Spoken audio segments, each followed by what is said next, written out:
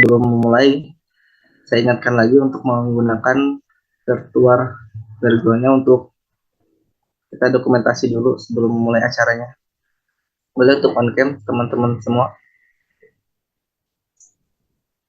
Recording in progress.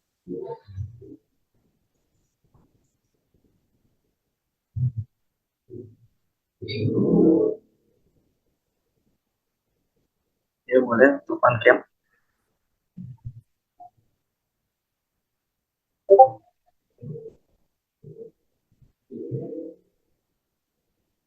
Oke, kita foto untuk slide pertama.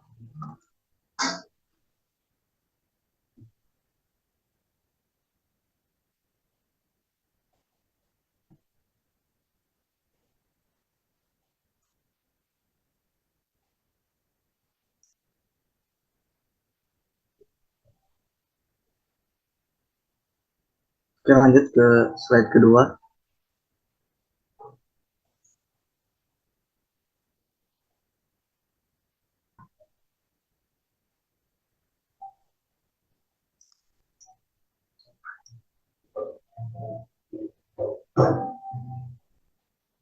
Oke, lanjut untuk slide ketiga.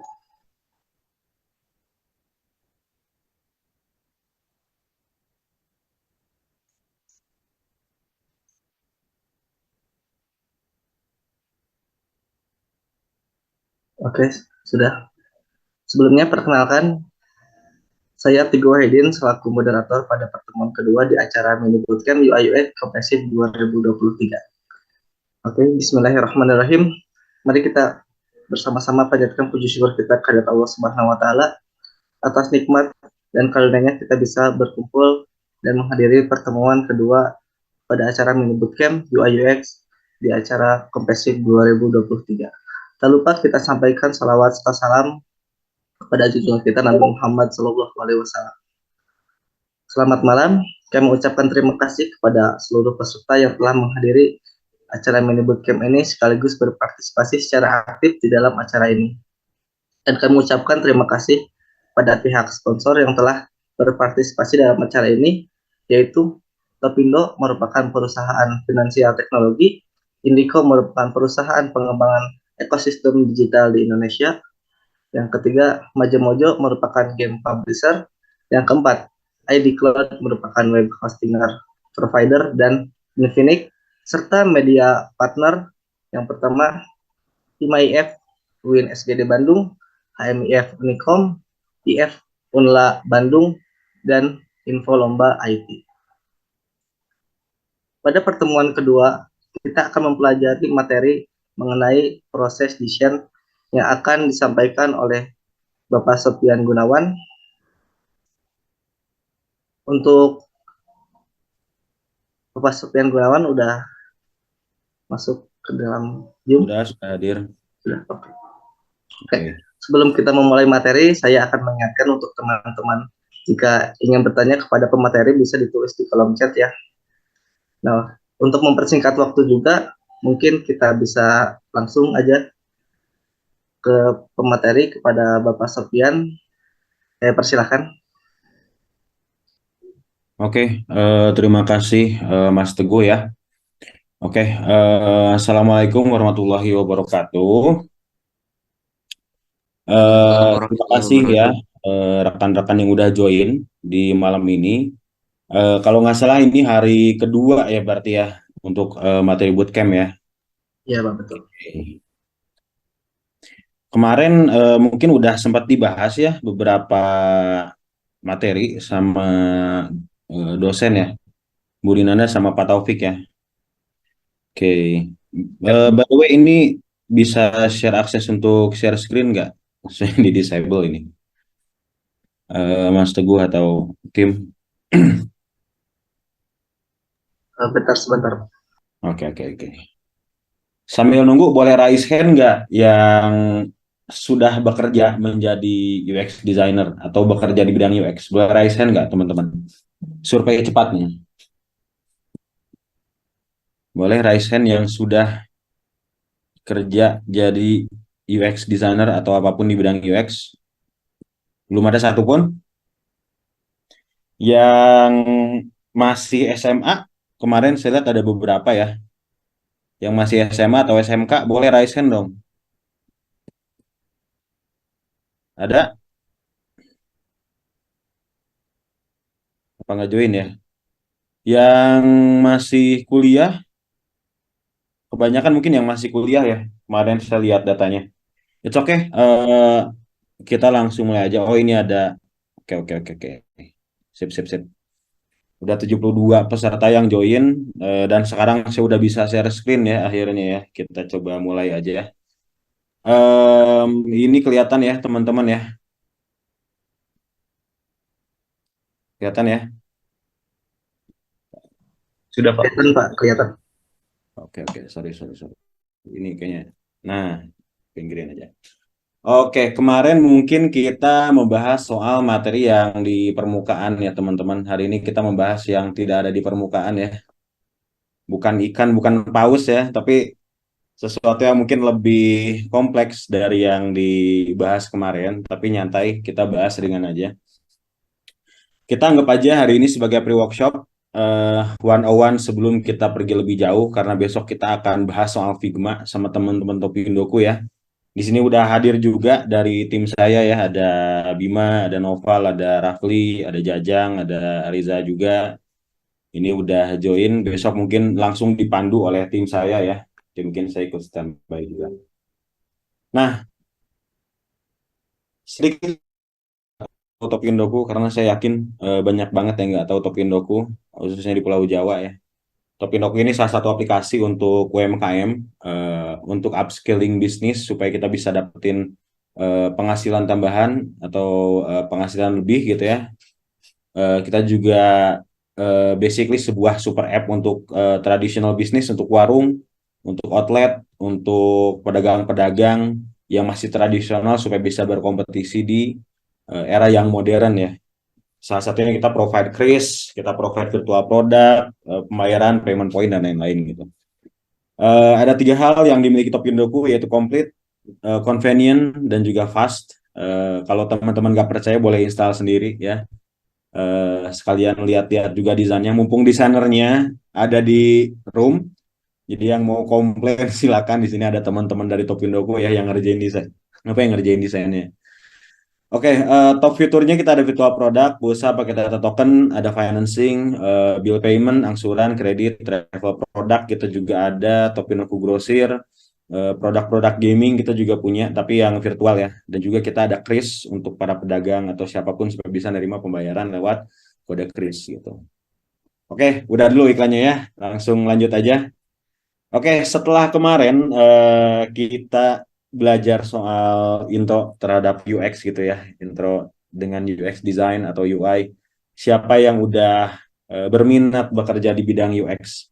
Sekarang saya benar-benar pengen lihat nih, coba raise hand teman-teman yang udah mulai berminat, karena kan saya lihat masih dikit ya yang udah kerja. Boleh raise hand teman-teman yang sudah punya minat ya, yang nggak raise hand saya nggak anggap minat ya. Nanti saya arahkan ke kelas akuntansi aja ya. Boleh raise hand teman-teman. Oke, oke, oke, oke, oke, oke. Banyak ya. Banyak yang menghindari akuntansi kayaknya nih. Oke, sip, thank you. Oke, ada satu buah quote ya teman-teman tentang menjadi seorang desainer. Being a designer is not stressful at all ya. Kata Mark 22 tahun ya. Nah, ini mukanya nih. Terlihat tidak stres bukan ya? Ya, enggak lah, ini hanya jokes ya, karena di Google banyak ya meme soal UX design. Oke, menu hari ini kita ada 4 bahasan. Satu kita bahas soal model of experience, kita juga ada bahas soal role in UX. Jadi ini knowledge juga buat teman-teman, karena kalau kita bicara UX gak cuma desain, teman-teman nggak bisa desain tapi bisa writing, bisa menulis, punya ketertarikan terhadap literasi, bisa juga kerja di bidang UX. Teman-teman nggak bisa ngedesain, nggak bisa menulis juga gitu ya, tapi kalian tertarik gitu ya mempelajari people, mempelajari manusia, user, dan lain-lain, itu juga bisa kerja di bidang UX gitu ya. Dan ada beberapa skill set lain yang bisa teman-teman pelajari lah supaya bisa masuk ke bidang UX. Apalagi kan di zaman sekarang persaingannya bisa dibilang ketat ya teman-teman. Nah, supaya bisa berkompetisi, nanti kita akan bahas apa yang teman-teman harus bekali gitu dari sekarang. Kemudian kita juga ada bahas soal desain proses secara sekilas. Kemudian yang terakhir yang paling penting desain heuristic principle ini juga teman-teman harus tahu sebelum terjun ke bidang UX ya. Oke. Nah, pertama kita bahas dulu soal experience semua.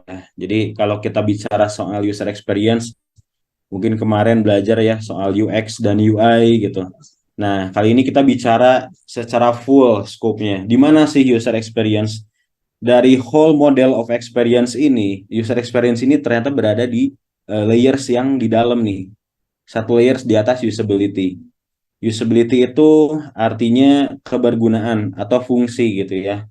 Di mana usability ini merupakan satu hal yang dimiliki oleh satu buah touch point. Nah, touch point ini bisa berupa digital, bisa berupa physical. Apa itu touch point? Contohnya kalau misalkan teman-teman masuk ke Indomaret ya, teman-teman berinteraksi dengan rak, teman-teman berinteraksi dengan display, teman-teman berinteraksi dengan kulkas, itu adalah produk-produk fisik teman-teman, touch point fisik. Tapi ketika teman-teman mau bayar, nah itu sudah berinteraksi dengan touch point digital. Apa contohnya kasir gitu. Jadi user experience itu scope-nya adalah yang terkait dengan usability. Kalau kita bicara pengalaman kita belanja ke Indomaret, berarti UX itu nempelnya di mana? Karena konteksnya digital, UX itu nempelnya di kasir. Jadi sesempit itu. Nah, di atas user experience ada lagi service experience gitu. Nah, service experience itu bagaimana kita mendesain outlet, bagaimana kita mendesain toko gitu ya. Mungkin teman-teman yang pernah ke Miniso gitu ya, atau ke Indomaret, atau ke hypermart pasti paham banget perbedaan experience ketika teman-teman belanja gitu ya. Nah, ketika teman-teman belanja ke tempat seperti Miniso, Naiso, teman-teman itu dihadapkan ke display yang cukup random karena memang tujuannya adalah supaya kita bisa berbelanja hal yang memang nggak pernah kita pikirin kita mau beli gitu. Mungkin teman-teman ada yang pernah ya masuk ke Miniso, jalan-jalan niatnya mau beli earphone gitu ya atau pulpen, pulang-pulang mau beli ket rambut, malah beli yoga mat gitu, malah beli peralatan lain yang sebenarnya nggak perlu gitu. Beda dengan kita belanja di Alfamart atau Indomaret gitu, yang didesain secepat mungkin karena namanya convenience store yang harus serba cepat gitu ya. Di displaynya tuh dibuat serapi mungkin dan semudah mungkin untuk kita menemukan barang gitu. Karena namanya convenience store, kita nggak pengen ada antrian yang ganggu, kita pengen belanja dengan nyaman dan juga cepat. Nah, itu simple perbedaan yang membedakan experience service di store atau di toko gitu ya.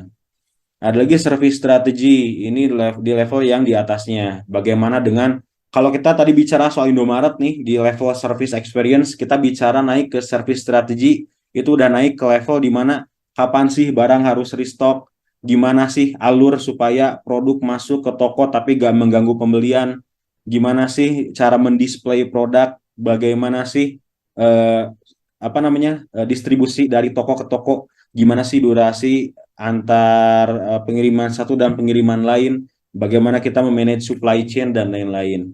Terus naik lagi ke satu level di atasnya, bisnis strategi.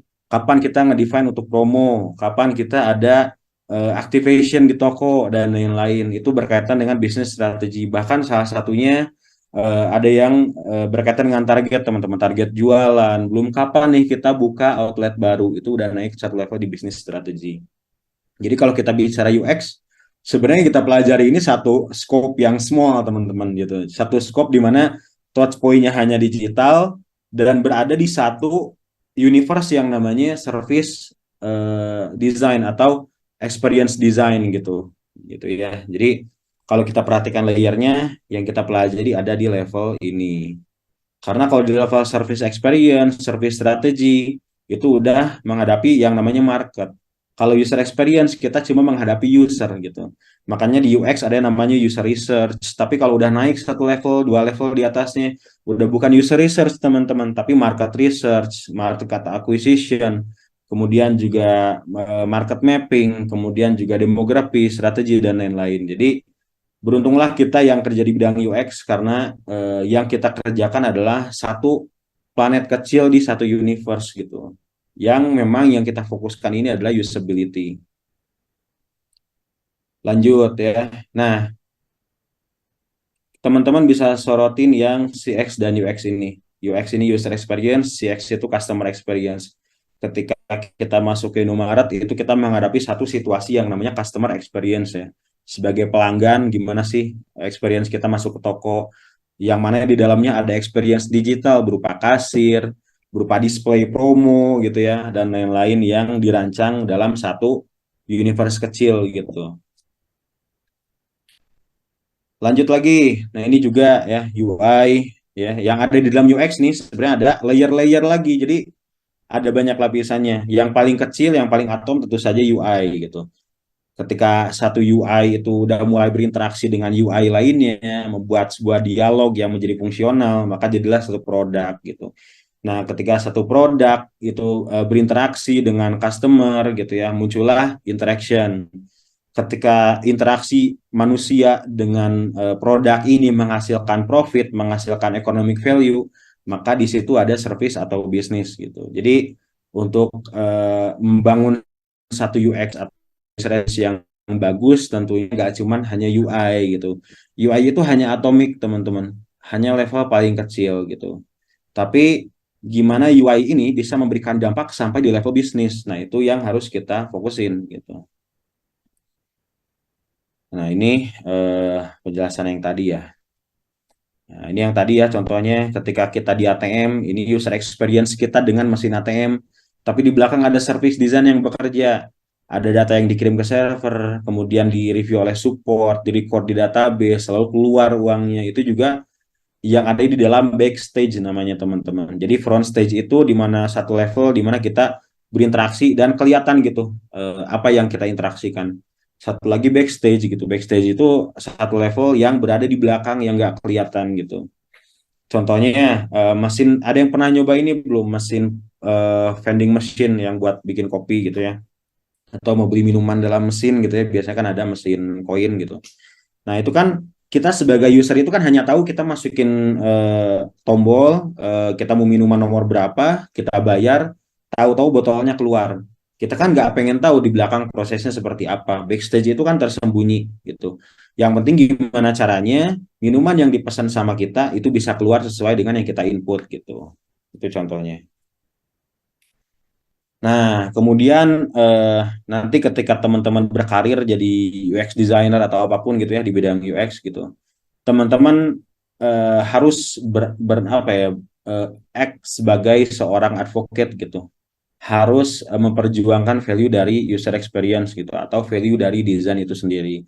Tapi ketika kita masuk ke satu perusahaan, bekerja di satu company, kita harus perhatikan juga gitu, apakah perusahaan kita, tempat kita bekerja ini berada di level mana?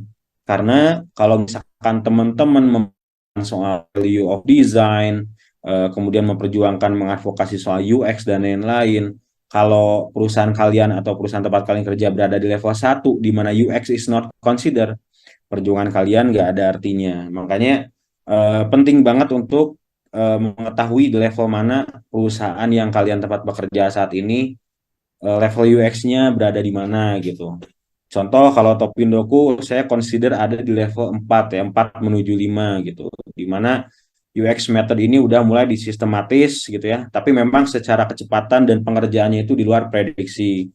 Bisa jadi ada timeline mendadak, bisa jadi ada hal-hal yang membuat kita delay pengerjaan risetnya dan lain-lain gitu. Sementara di level di atasnya ada yang integrated ya, ini udah holistik dan efektif di segala organisasi kecil di perusahaan.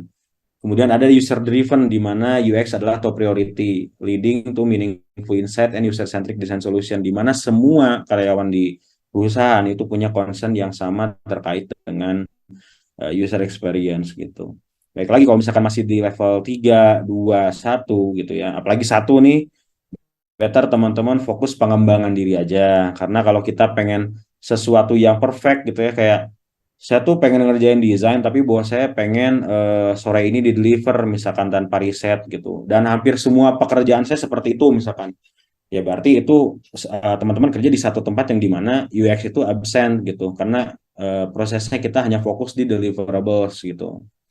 Nah, ketika teman-teman ada di environment seperti itu, teman-teman better mengembangkan diri aja, perbanyak belajar desain, perbanyak masuk komunitas, dan juga berinteraksi dengan peers lain yang memang bisa membantu growth teman-teman. Kalau di level 2, di mana UX adalah goals ya, tapi apa yang kita lakukan kayaknya selalu buntu gitu, untuk melakukan riset tuh kayaknya susah banget gitu. Terus di level 3, UX is developing and executed inconsistently gitu.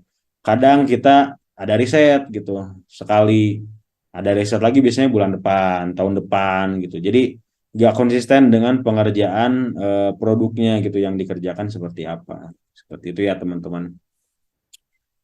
Nah, lanjut di chapter kedua, kita akan bahas role di UX ya. Nah, kalau kita bicara role itu kan peran ya teman-teman. Nah, ini role-role di UX ya. Canda ini role-role di Mobile Legends teman-teman. Tapi teman-teman bisa bayangin lah, untuk main game aja yang hanya untuk having fun, itu ada role-nya teman-teman. Siapa yang jadi fighter, siapa yang jadi support, siapa yang jadi mage, siapa yang jadi marksman gitu ya.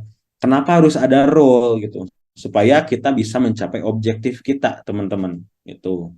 Jadi kalau misalkan kita masuk ke satu tim, kita mesti identifikasi ini tim komposisinya seperti apa dan role kita apa. Jadi kita bisa mengisi gap-gap yang kosong gitu. Termasuk sama ketika kita ikut kompetisi sekarang. Ini kan kita ikut kompetisi desain ya teman-teman, atau product ideas lah gitu. Kan nggak mungkin gitu semuanya fokus ngedesain gitu kan. Pasti harus ada bagi-bagi tugas lah. Siapa yang mau ngebantuin riset, siapa yang mau ngebantuin untuk mengkoordinasikan semuanya, siapa yang mau ngebantu untuk terjun ke lapangan mencari partisipan gitu. Karena memang namanya untuk mencapai objektif itu nggak bisa dikerjakan oleh satu orang yang kerjanya sama semua. Teman-teman bayangin aja, kita pengen bikin gedung 10 lantai, tapi yang ngerjain 200 orang kuli semua. Gak ada orang sipil, gak ada orang arsitektur, gak ada orang interior. Bisa kebayang nggak tuh gedung jadi apa gitu ya, tanpa mendiskreditkan knowledge dari pekerja kasar ya. Cuman baik lagi, setiap orang kan punya role-nya, punya mau bikin apa gedung 10 lantai yang isinya 10 orang arsitek juga nggak akan jadi-jadi kalau nggak ada tukang gitu. Bikin gedung 10 lantai cuman interior designer, luarnya mau diapain gitu. Itu yang jadi concern gitu. Makanya penting banget untuk teman-teman tahu role teman-teman apa, kemudian timnya komposisinya seperti apa. Nah, di UX sendiri ada bisa dibilang lah untuk saat ini ada 5 role yang bukan ideal ya, yang mungkin biasanya secara eh, bukan naluri juga sih, intinya yang secara umum lah diadopsi di beberapa company gitu, yang secara lazimnya harusnya idealnya seperti ini. Cuman namanya kondisi seperti sekarang kan kita nggak bisa banyak expect sesuatu yang ideal. Makanya kadang-kadang ada yang researcher nyambi jadi desainer, ada yang desainer jadi writer, ada yang writer jadi strategis, berikut juga desainer, ada desainer, researcher, writer juga banyak gitu. Jadi teman-teman harus fokus gitu dulu gitu ya, sebelum apa yang namanya sebelum masuk gitu ya. Teman-teman harus kenali skill teman-teman dulu. Teman-teman ngerasa strong itu di area yang mana? Apakah teman-teman ngerasa strong di proses riset, teman-teman ngerasa strong di proses desain, teman-teman merasa teman-teman tuh ketika melakukan komunikasi melalui tulisan itu ternyata mudah dimengerti. Teman-teman merasa kalau misalkan produk itu harus ada strateginya sebelum dirilis, kemudian teman-teman juga merasa teman-teman bisa mengelola timeline gitu ya, berkoordinasi dengan anggota timnya, itu juga punya skill set manager teman-teman. Nah, kita bahas dari yang paling pertama ya teman-teman.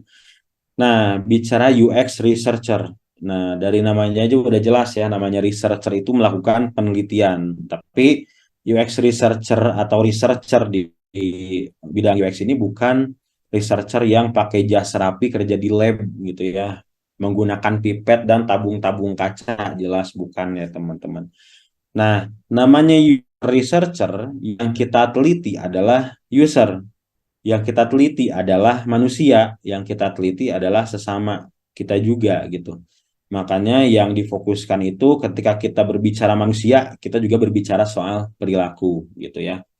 Nah, nanti kita banyaklah bahas soal behavior dan lain-lain. Kemudian key UX research task di design thinking process sebenarnya lebih strong di proses empathize, define, dan testing. Kenapa? Karena di proses empathize ini kita harus melakukan interview biasanya. Kenapa kita harus melakukan interview? Karena kita harus tahu point of view dari user kita tuh seperti apa. Kemudian kita juga harus mengerti konteksnya seperti apa nih yang sedang kita bangun gitu. Terus kita akan observasi juga terhadap user, apakah kita udah melakukan pendekatan ke user yang benar atau yang tepat. Karena gini teman-teman, banyak banget miss ketika kita nge-define persona ya. Ketika kita define persona, kamu target usernya siapa? Saya target usernya anak SMA.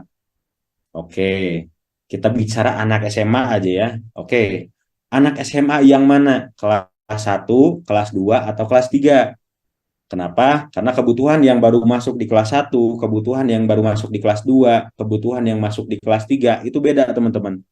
Objektif belajar anak kelas 1, 2, dan 3 itu beda. Anak kelas 3 biasanya udah fokus ke persiapan mau lulus misalkan. Anak kelas 1 kan nggak mikirin UAS dan UN teman-teman gitu. Kalau dulu ya, nggak tahu kalau sekarang masih ada apa enggak nih UN nih. Saya udah ketinggalan soalnya.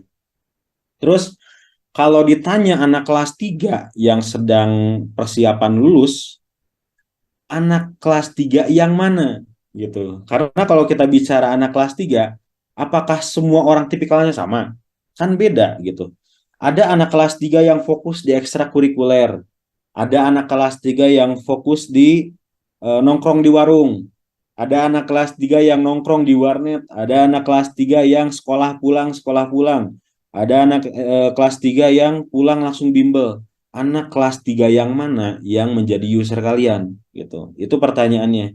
Karena kenapa harus sedetail itu? Karena ketika kita bicara target market atau target user, kita bicara soal background dan konteks gitu. Gak mungkin kita perlakukan semua anak kelas 3 SMA itu sama, teman-teman. Karena ada aja yang penting mah gue mah lulus lah, gak usah lah ke ITB, gak usah lah ke apa namanya UI gitu, gak usah lah gitu. Yang penting mah lulus kerja nggak apa-apa lah di mana juga, yang penting mah bisa cepet nyari duit gitu lah, udah nggak sabar nih nyari duit gitu. Misalkan ada yang kayak gitu. Ada yang memang kelas 3 ambis banget nih, aduh mesti lolos ke UI nih, mesti bisa ikut SIMAK UI tahun depan, mesti masuk ITB, mesti ke Unpad, pengen ke Jatinangor dan lain-lain misalkan. Banyak lah teman-teman. Jadi yang mana yang jadi target user kalian? Jadi ketika kita bicara empathize, apakah kita sudah melakukan empathize ke target user yang tepat? Nah, itu pertanyaannya. Lanjut ke fase 2, define, data analysis, information, dan sintesis. Dari hasil kita melakukan interview, melakukan proses research, pasti kita olah di proses data analysis, information, dan sintesis. Karena kenapa? Kalau kita bicara soal hierarki data, ya teman-teman, eh,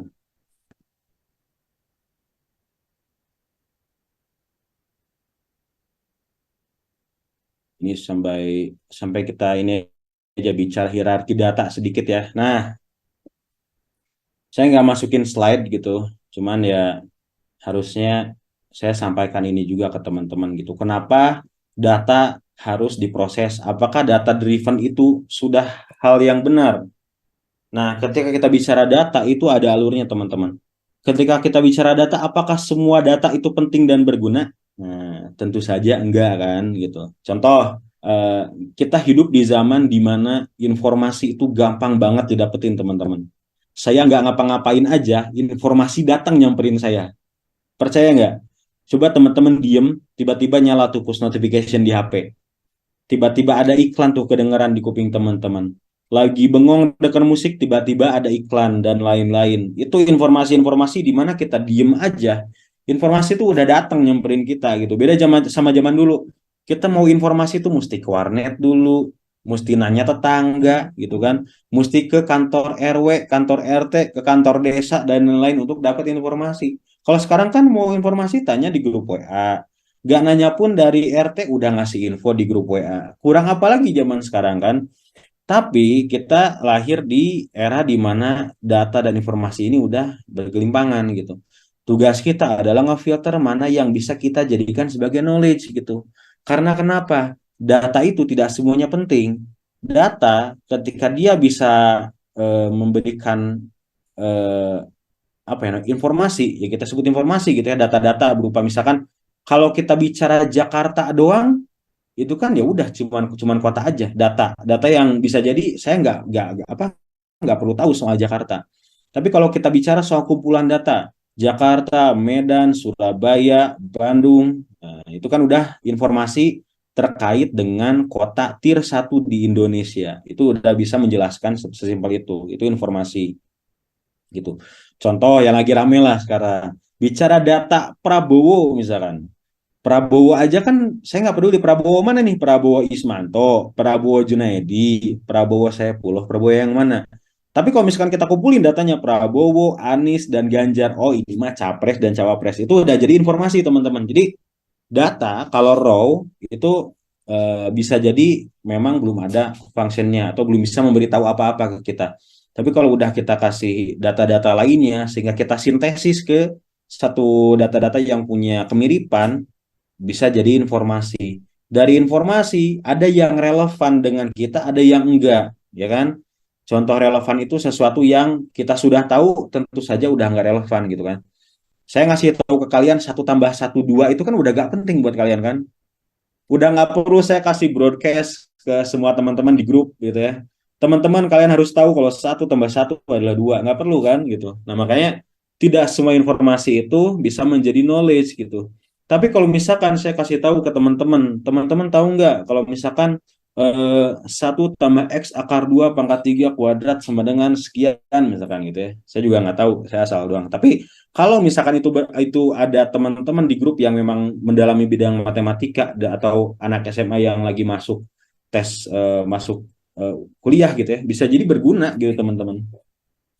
Lanjut lagi ketika jadi sebuah knowledge gitu ya, eh, dan juga berguna untuk jadi pengetahuan baru buat kita.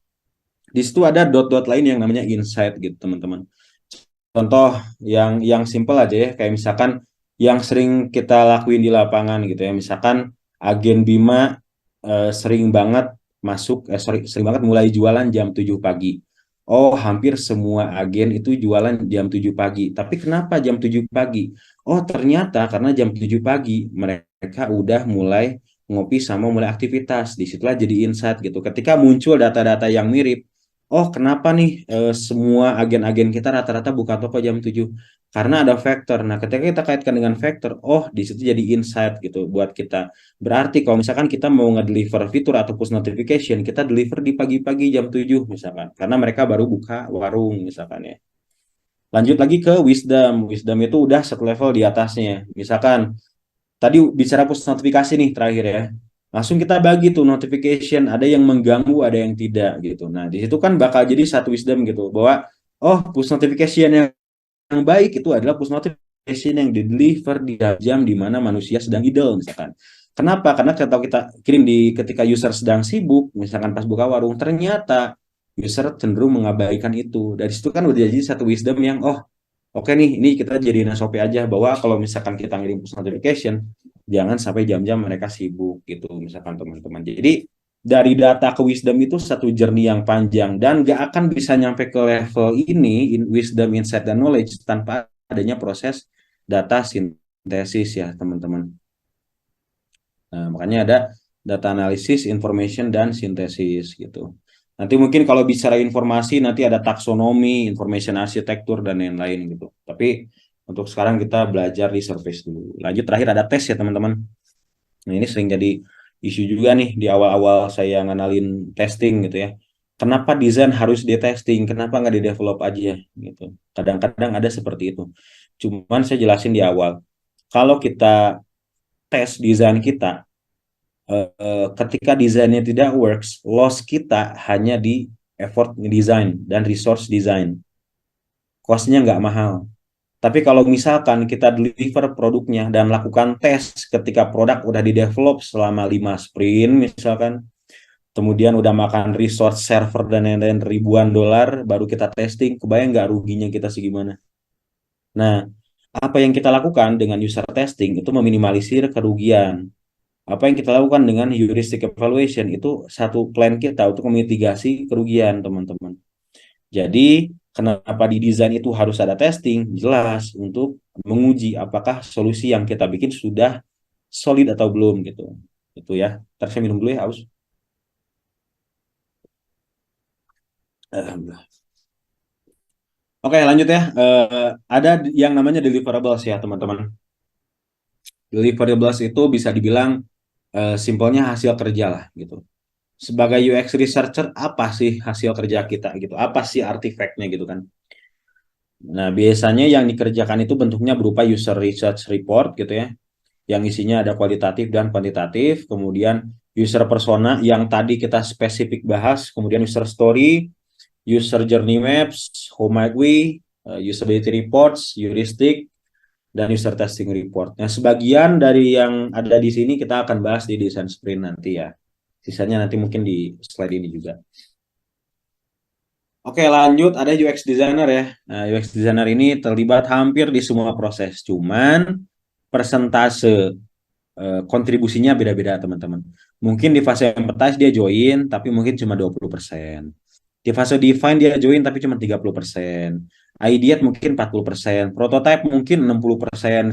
Sisanya testing mungkin cuma 15% gitu misalkan. Jadi karena terlibat di semua proses, gak berarti dia hadir secara end-to-end, teman-teman. Nah, tapi di sini harus diketahui juga bahwa UX designer ini punya beberapa sebutan juga lah. Ada yang nyebut interaction designer, Gojek, ada yang UI UX designer di beberapa perusahaan umum, experience designer ini di perusahaan luar biasanya. Ada yang nyebut product designer juga, tapi ada juga yang membedakan antara product designer dengan interaction designer. Pertanyaannya kenapa sih bisa beda? Nah, jawabannya ada di perusahaan itu sendiri ya, teman-teman. Kenapa? Karena kalau kita bicara perusahaan, kita bicara soal kultur, soal budaya kerja, kemudian soal habit, kemudian juga soal eh, deliverables yang dikerjakan lah, alur kerja dan lain-lain. Jadi kalau misalkan ada yang membedakan antara interaction designer atau product designer, misalnya di satu perusahaan ada dua role tersebut, ya nggak apa-apa. Mungkin memang di tempat seperti itu fokus di pekerjaan-pekerjaan yang lebih atomik gitu. Dimana kalau kamu product designer fokus aja terhadap produk, kalau kamu interaction designer fokus aja ke scope interaksi antara manusia sama produk kita gitu misalkan. Jadi sebutan-sebutan ini tergantung dari budaya kerja perusahaannya. Kalau Topindoku kita mungkin lebih ke product designer ya teman-teman. Jadi yang hadir malam ini ada Bima, ada Reza, ada Rafli, Jajang dan lain-lain. Ini mengerjakan end to end juga teman-teman gitu. Kadang mereka riset juga ke lapangan, melakukan desain juga, mengolah data juga, testing juga, bikin prototipe juga. Untungnya nggak ngoding teman-teman. Kalau ngoding juga kayaknya tipes mereka ini. Gitu. Nah, lanjut kita bicara soal deliverables-nya. Biasanya UX designer juga involved di pengerjaan user research report ya teman-teman. Kurang lebih sama, cuman memang tambahannya dia fokus di design pattern library, style guide, dan design system gitu. Jadi udah berpikir secara sistem nih kalau seorang UX designer gitu ya. Lanjut ke UI designer ya. UI designer ini pasti ada yang bingung kok tadi UX, ada sekarang ada UI kan designer juga. Betul, tidak salah. Cuma memang UI designer ini fokusnya lebih ke dua hal, visual dan eh, yang sifatnya branding gitu ya. Jadi kalau kita bicara UI designer, dia lebih banyak involved di proses prototyping gitu. Kadang-kadang memang involved di proses yang lain, cuman most of the time dia join di prototyping. Deliverables-nya berupa pixel perfect prototype gitu ya. Jadi kalau seorang UI designer itu biasanya udah ngedeliver interaksi prototype yang interaktivitinya cukup oke. Kemudian juga visual style guide, bikin icon library juga, design specification, kemudian branding material. Kalau di Topindoku ada namanya Jajang, teman-teman. Nah, ini kalau hadir tanya-tanya ke Mas Jajang aja ya. Ini lebih banyak kerjain visual dan icon gitu.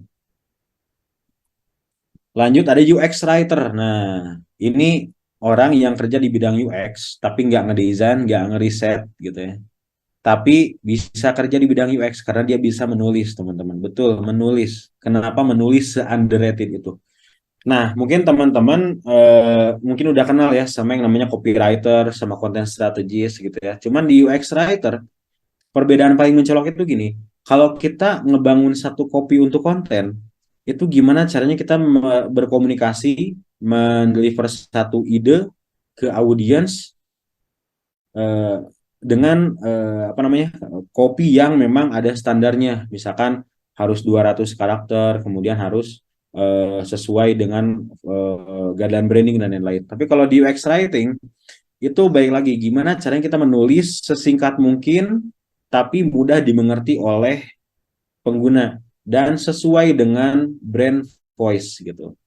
Nah, ini nanti mungkin kalau ada workshopnya bisa dibahas terpisah ya teman-teman. Intinya namanya UX writer itu fokus menulis instruksi, fokus menulis copy untuk di aplikasi gitu. Cobalah tanya teman-teman di Topindoku nih, karena namanya membuat copy itu benar-benar underrated teman-teman. Ya, bikin instruksi kayak misalkan eh, lakukan pembayaran terlebih dahulu aja. Itu tuh susahnya setengah mati biar usernya ngerti gitu. Kamu tuh mesti bayar dulu gitu baru bisa pakai layanannya misalkan. Itu tuh setengah mati karena kenapa? Cara komunikasi user itu beda-beda teman-teman. Topindoku ini satu aplikasi yang memang lahir di Kalimantan, tepatnya di Singkawang. You know lah Singkawang kan seperti apa Kalimantan Barat. Cara mereka berbicara, berdialog dengan orang di Jawa Barat, Jawa Tengah, Jawa Timur, Sumatera itu jelas berbeda. Gimana caranya kita masuk ke cara mereka berdialog gitu. Makanya Topindoku harus memiliki yang namanya brand voice gitu ya, atau tone of voice gitu. Dan itu biasanya di-maintain oleh UX writer ya teman-teman. Nah lanjut ada UX manager strategis. Gak semua perusahaan punya ini, tapi kalau misalkan punya, biasanya di level produk ya. Kalau project biasanya jarang. Sudah pasti terlibat di semua proses, tapi secara deliverables fokus di vision, information architect, product dan service design, kemudian berkoordinasi dengan tim UX terkait dan juga memberikan best practice gitu ya. Karena kadang-kadang namanya UI designer atau UX designer itu jago banget memang mengerjakan Figma. Mengerjakan Figma dengan mengerjakan desain yang efektif, yang gak redundant, itu dua hal yang berbeda. Makanya, baik lagi, Figma itu tools, tapi yang paling penting bukan toolsnya, tapi orang yang pakai toolsnya gitu, teman-teman. Makanya, yang namanya desainer gitu ya, meskipun desainnya udah jago, terkadang memang kalau misalkan kita challenge untuk bikin idea, tetap harus kita jagain juga supaya enggak melebar skopnya misalkan gitu. Tapi by the time orang-orang akan semakin solid biasanya di best practice gitu. Kayak gitu sih. Lanjut, ini spesies langka yang hampir punah ya, namanya UX unicorn, teman-teman. Lihat. Ada tanduknya kalau ini ya. Ya kalau teman kalian nih yang ada tanduknya dia unicorn. Nah, secara pekerjaan dia terlibat di semua desain proses berikut dengan front end development. Nah, ini super super kompleks ya pekerjaannya. Jangan salah loh, profesi UX unicorn itu memang jarang orang nyebut ya, tapi banyak banget teman-teman bisa temui di perusahaan-perusahaan yang masih growing gitu ya, yang masih baru mulai gitu ya, yang early stage. Karena memang hire UX designer itu mahal, hire front end developer itu mahal. Kenapa nggak hire front end developer yang bisa ngedesain? Kenapa nggak hire designer yang bisa front end gitu? Biasanya kayak gitu mindsetnya. Jadi jangan heran hal-hal seperti ini masih umum. Dan kalau ditanya salah apa enggak, ya enggak juga karena memang saya kenal banyak teman-teman saya yang memang menikmati menjadi unicorn teman-teman gitu. Jadi kalau kita suruh ngedesain doang tuh menurut mereka kayak nggak kerja. Kalau kita suruh buat ngoding doang front end, mereka nggak bisa karena mereka masih merasa mereka desainer teman-teman. Jadi memang ini yang underrated ya di perusahaan-perusahaan early stage. Nanti mungkin teman-teman pas lulus kuliah entah mungkin akan bertemu dengan unicorn atau menjadi unicorn kita nggak tahu ya. Gitu. Nanti mungkin akan temulah. Nah lanjut. Kita masuk ke desain proses secara sekilas ya, karena kemarin kan udah dibahas sama Bapak dan Ibu dosen. Kita bahas sekilas aja. Jadi kalau di desain itu jarang banget kita mendeliver solusi tanpa tahu masalahnya apa. Kenapa? Karena kita nggak akan memperbaiki sesuatu yang nggak rusak, teman-teman, gitu. Kalau teman-teman tidur kasurnya udah nyaman, terus pengen diganti ke kasur yang lain, ada dua hal yang akan terjadi, antara tidurnya menjadi tidak nyaman karena sebelumnya udah nyaman, atau tidurnya akan semakin nyaman, dan ini gambling, teman-teman. Kenapa? Karena kita nggak tahu kenapa kita ganti kasur, simpel itu. Kalau misalkan kita tahu kenapa kita ganti kasur, kita akan cari tahu kasur seperti apa yang cocok untuk kita, gitu. Misal kasur kita sekarang empuk nih, ya kita cari tahu gitu kasur yang cocok seperti apa. Kita cari kasur yang lebih firm, misalkan kasur yang bisa menahan lebih enak gitu pas kita tidur, misalkan. Makanya kalau kita mencari solusi, kita harus cari tahu dulu masalahnya. Tapi nggak jarang namanya dunia inovasi, memang kadang-kadang solusi itu muncul duluan, teman-teman. Contohnya apa? Contohnya NFT mungkin kemarin. Solusinya udah muncul duluan, tapi kita masih berlomba-lomba mencari fungsi utama itu sebenarnya apa sih, gitu. Orang-orang bilang kita bisa punya ownership dengan apa namanya, terdaftar di blockchain misalkan dan lain-lain. Sementara kan itu bukan satu needs yang urgent banget gitu di zaman sekarang, gitu. Kita belum aware ke arah sana. Makanya memang ketika satu teknologi muncul, contohnya seperti AI misalkan. AI ini kan kita belum fokus, oh AI mah udah pasti fokusnya ke arah sini nih, apa namanya, fungsinya. Belum tentu, karena kenapa? Seiring berjalannya waktu dari machine learning kemudian jadi AI, AI itu bisa masuk ke berbagai aspek yang mana banyak hal yang bahkan kita sendiri belum tahu kalau one day AI akan tap in ke sana, gitu. Dulu kita nggak pernah kepikiran kita akan tanya satu tools yang namanya ChatGPT buat tanya banyak hal, bahkan hal-hal yang cemen sekalipun, gitu ya. Dulu kita pikir hanya Google, kayaknya udah cukup deh buat saya. Tapi kan ternyata Google menyediakan banyak informasi yang harus kita filter secara manual. Mana yang relevan sama kita, mana yang kita butuhin, mana yang nggak kita butuhin. Kalau kita ngobrol sama ChatGPT, kita kasih prompt yang sangat spesifik, mereka bisa kasih konteks yang sesuai dengan keinginan kita, gitu. Itu yang memang seiring berjalannya waktu, ketika teknologi muncul, eh, ya memang akan ketahuan lah fungsinya akan di mana, gitu. Makanya di sini kan ada dua nih, problem space sama solution space, gitu. Ketika problem space-nya open, kemudian solusinya fix, hanya itu aja, ya. Biasanya yang kita lakukan adalah mereframe problemnya. Berarti problem yang akan kita solve ini belum sesuai dengan solusi yang udah kita bikin, gitu. Terus ketika solusi yang udah kita bikin udah fix, kemudian problem yang kita temukan juga udah sesuai, apa yang kita lakukan selanjutnya? Dua hal, scoping dan fokus di ngedevelop spesifikasi, karena udah siap go to market, teman-teman. Tapi kalau misalkan solution space-nya masih open, problem space-nya juga masih open, berarti kita masuk di disruptive innovation. Kita masuk di satu space yang mana opportunity-nya itu nggak terbatas, teman-teman. Dan bisa jadi akan ngedisrupt satu bidang yang memang nggak pernah kita pikirin, gitu. Saking luasnya disruptive innovation. Ada juga yang solution space-nya open, tapi problemnya udah kita temukan. Nah, biasanya yang kita lakukan adalah ideation dan conception. Nah, ini yang biasanya dilakukan oleh UX designer atau teman-teman yang kerja di bidang UX, gitu. Ini yang idealnya dilakukan ya, ada workshop, research, kemudian ideate, prototype, user test. Setelah ini selesai cycle-nya baru ke develop. Nah, biasanya ini tuh bisa satu putaran, bisa dua putaran, bisa tiga putaran, empat putaran, tergantung eh, prototipe yang kita buat itu udah menyelesaikan kebutuhan user atau belum, gitu. Karena biasanya jarang banget itu ada di satu cycle, gitu ya. Lanjut, nah ini yang mungkin bisa lebih clear ya buat teman-teman ikutin. Buat dulu design goals-nya, lalu kita lakukan user research. Setelah kita tahu data-datanya seperti apa, informasi yang kita olah, sintesis dan lain-lain, baru kita fokus ke area solution. Isinya apa aja, mulai dari buat wireframe atau low fidelity, ngedevelop visual design, prototyping, testing, kemudian hand off ke developer. Nah, gathering user feedback itu juga ada. Jadi biasanya kita ada 2 tes ya. Sebelum deliver ke developer dan setelah dikerjakan oleh developer atau setelah publish gitu. Nah, kalau kita bicara riset, pasti kan nggak cukup dengan satu activity ya. Nggak mungkin riset hanya user interview saja gitu. Nggak mungkin riset hanya FGD doang gitu. Nggak mungkin riset hanya ngasih survei doang. Kan itu yang sering teman-teman lakuin ya biasanya kalau kuliah tuh sering-sering nge-share namanya tuh survei form gitu ya. Nanti dapat saldo GoPay atau OVO misalkan. Itu kan yang sering umum dikerjain ya. Cuman kalau kita bicara landscape dari user research, ini luas banget teman-teman. Jadi mulai dari behavioral sampai attitudinal. Behavioral itu yang fokus ke perilaku, sesuatu yang agak sulit untuk ditebak gitu ya.